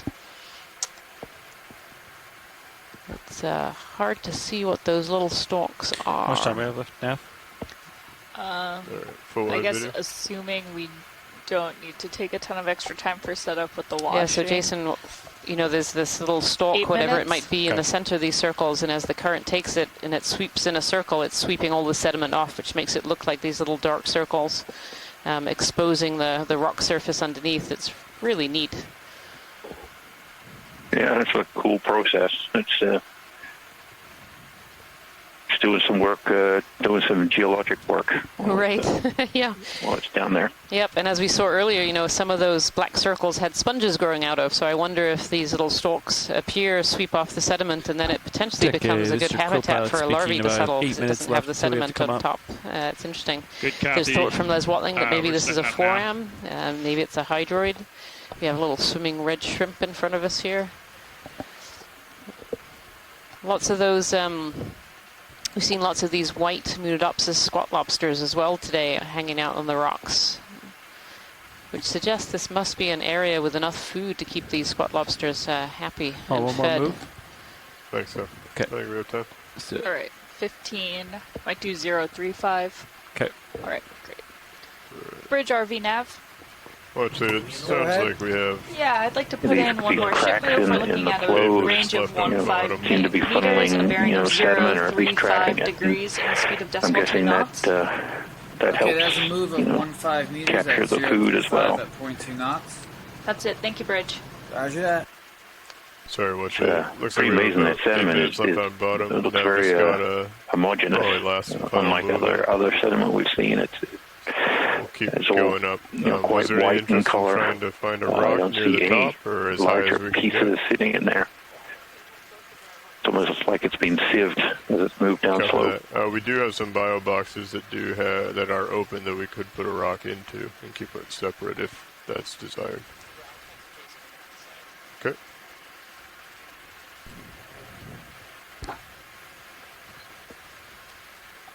So it does appear that we're moving up kind of a debris chute, perhaps formed in some fracturing in the flank of the seamount here, almost like a dam of rocks up ahead, filling that chute.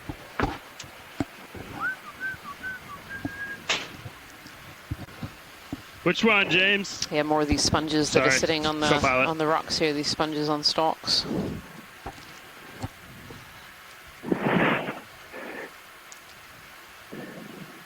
Starting to get a little stretched out.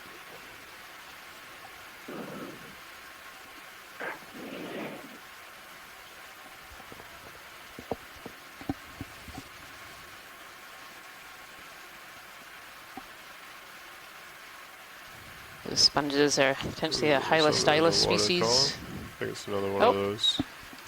Oh, those water walkers. Yeah.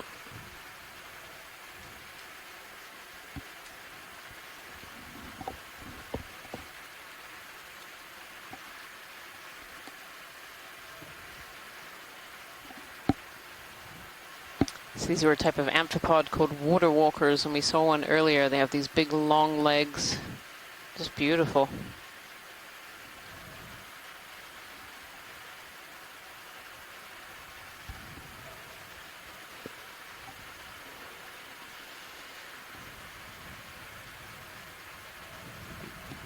They might drift out of sight.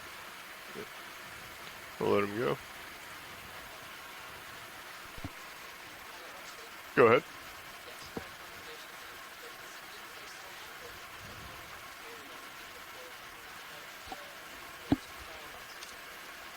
Okay. We are in this little rock slide feature, it appears. Don't have a lot of time. How much time do we have? About 5 minutes. Copy. Let's try and sit down. We'll reach down, see if we can get a loose one, toss it in a box, and I think that might do it for the dive. Watch it. Co-pilot deck. Thank you, pilot. So we're going to sit down here and try and collect a lost rock of the dive. We only have about 10 minutes or so, slightly less of this dive left. So we're going to see if we can collect a rock for the geology objectives of this dive. Here is the final Go ahead, thing. Bridge. Move is complete. Copy that. Thank you. Thinking that relatively long, skinny one right in the center. Well, actually, it looks like it might be loose. Looks nice and angular. Does that look reasonable? Trucks are up. Copy. Okay, getting a tow. Attempting a tow. Starboard. Outer. I was thinking port inner. I think inner. it's still open. Okay. I'm going to extend both, just so we have the options. That sound good? Copy. Yeah. Okay. I'm ready to extend the draw on your mark. Okay. If you can take up mini if you don't mind. Arms coming on. Arms live.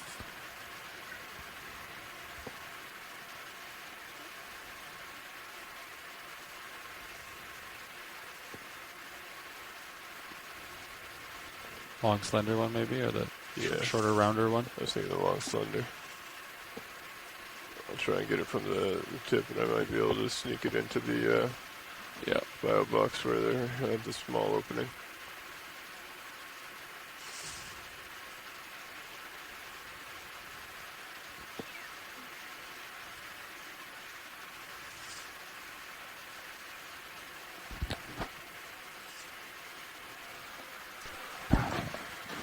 Hey, Deck, this is your co-pilot speaking. Do I have permission to haul in for a little bit here? Yeah, we're good with that. Okay, I'm going to haul in.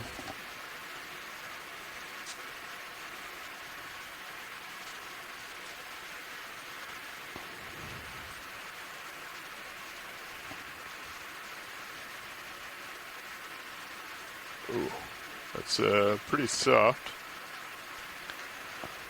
I could grab the other piece. Do we want it if it breaks like that?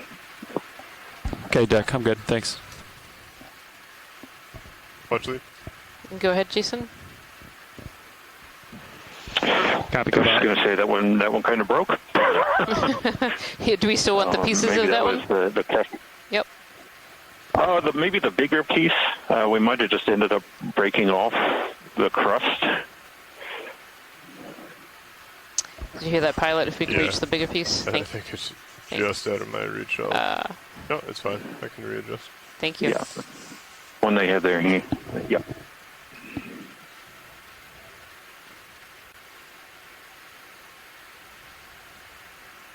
How much time do I have, co-pilot, right now? I guess it looks like the 5 minutes are built into the 50-meter time, so I guess another 5 minutes would be fine. Copy.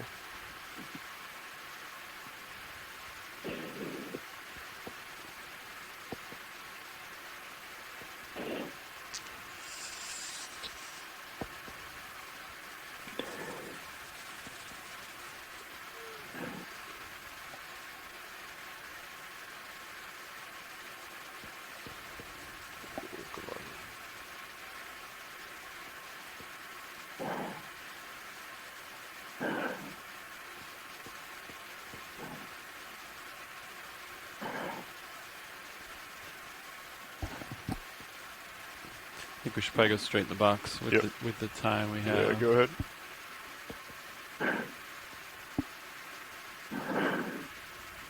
Alright, can you tilt the mini down a little? I think you hit the box. Yeah.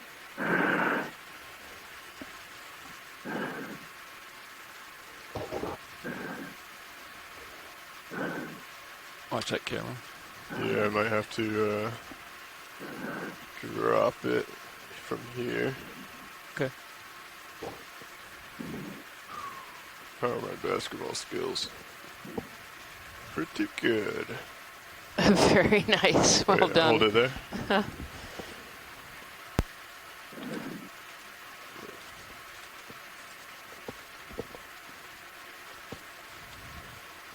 Not much of a golfer, but I'd say that's alright. Good enough for a Sunday afternoon. Okay, co-pilot. Very nice, you should pilot. be good Thank you so much. go in and out as you need to. We're just going to turn on the water and make small adjustments. Copy that, Jack. Thank you.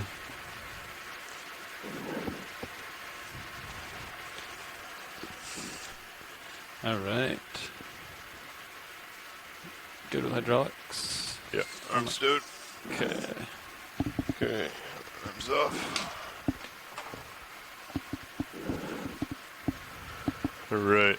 Watch lead, I believe that's the end of our dive. We're going to go ahead and come off the bottom and get set up to start coming up into the for our ascent.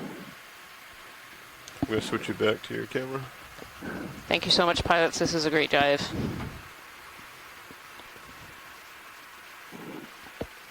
Pushing up, pushing forward, getting center with you. Okay. So that is the end of our dive 5 of the NOAA Ocean Exploration Expedition North Atlantic Seamounts Stepping Stones. I'd like to say a huge thank you to everyone on board the ship and on shore who have helped with this dive. I hope you enjoyed this exploration dive to 4,000 meters, one of the deepest dives that has been made in this Corner Rise area. We saw some really interesting things today and collected a lot of really great data. So thank you to everyone who participated and to everyone at home for watching as well. Yes. Okay. Thanks, everyone. You want me to, yeah. See you tomorrow. See you tomorrow, same time. Once I get turned around, I can find you in Titan. Bye, Al. Yep, sounds good. I'm hauling in slow. Yeah, Delta I'm putting 15. auto heading reverse of the ship. Okay. I'll come up slightly.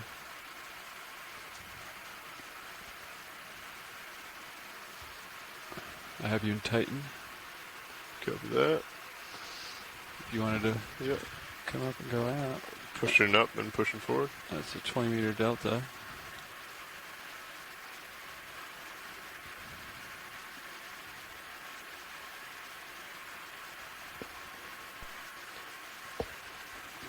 Range your blue view out. There you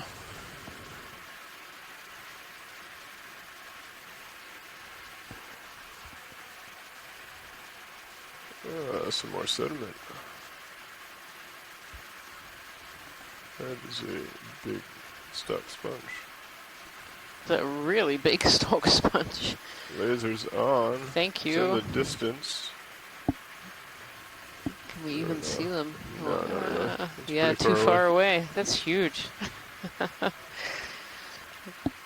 good shot on the way out. Still pushing forward.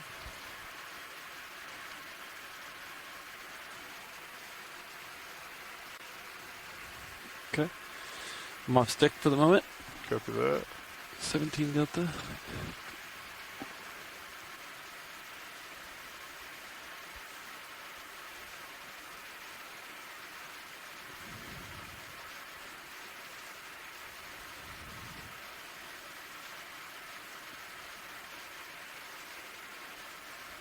Where are we? There you are. All right. Yes.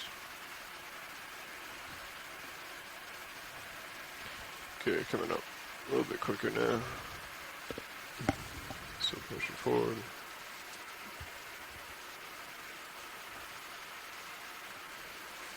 Nav, if you wanted to, on your jar camera monitor there, I don't remember what number it is. If you wanted to put up the starboard robo and take a look at the rinsing device, that would be good. Okay. Oh, it's just out of view. You can see the water coming down. Yep. Okay, so we got a delta 4. You're not thrusting yet. Okay, starting to ramp up. Ready to start ascending? Yep. Okay, coming up. I'm matching you at the moment.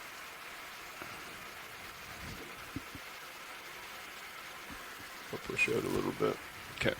Go forward away. 20. It's locked.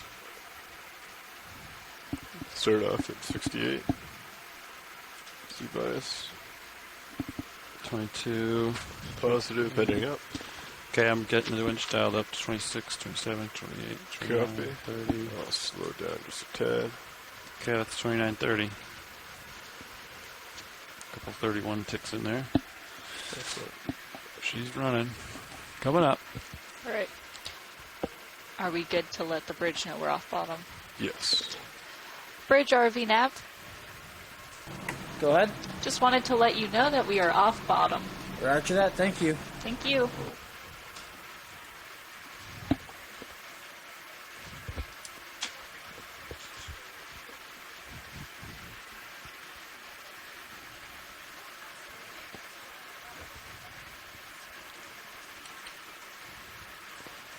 Okay, coming out of heading and just pushing forward.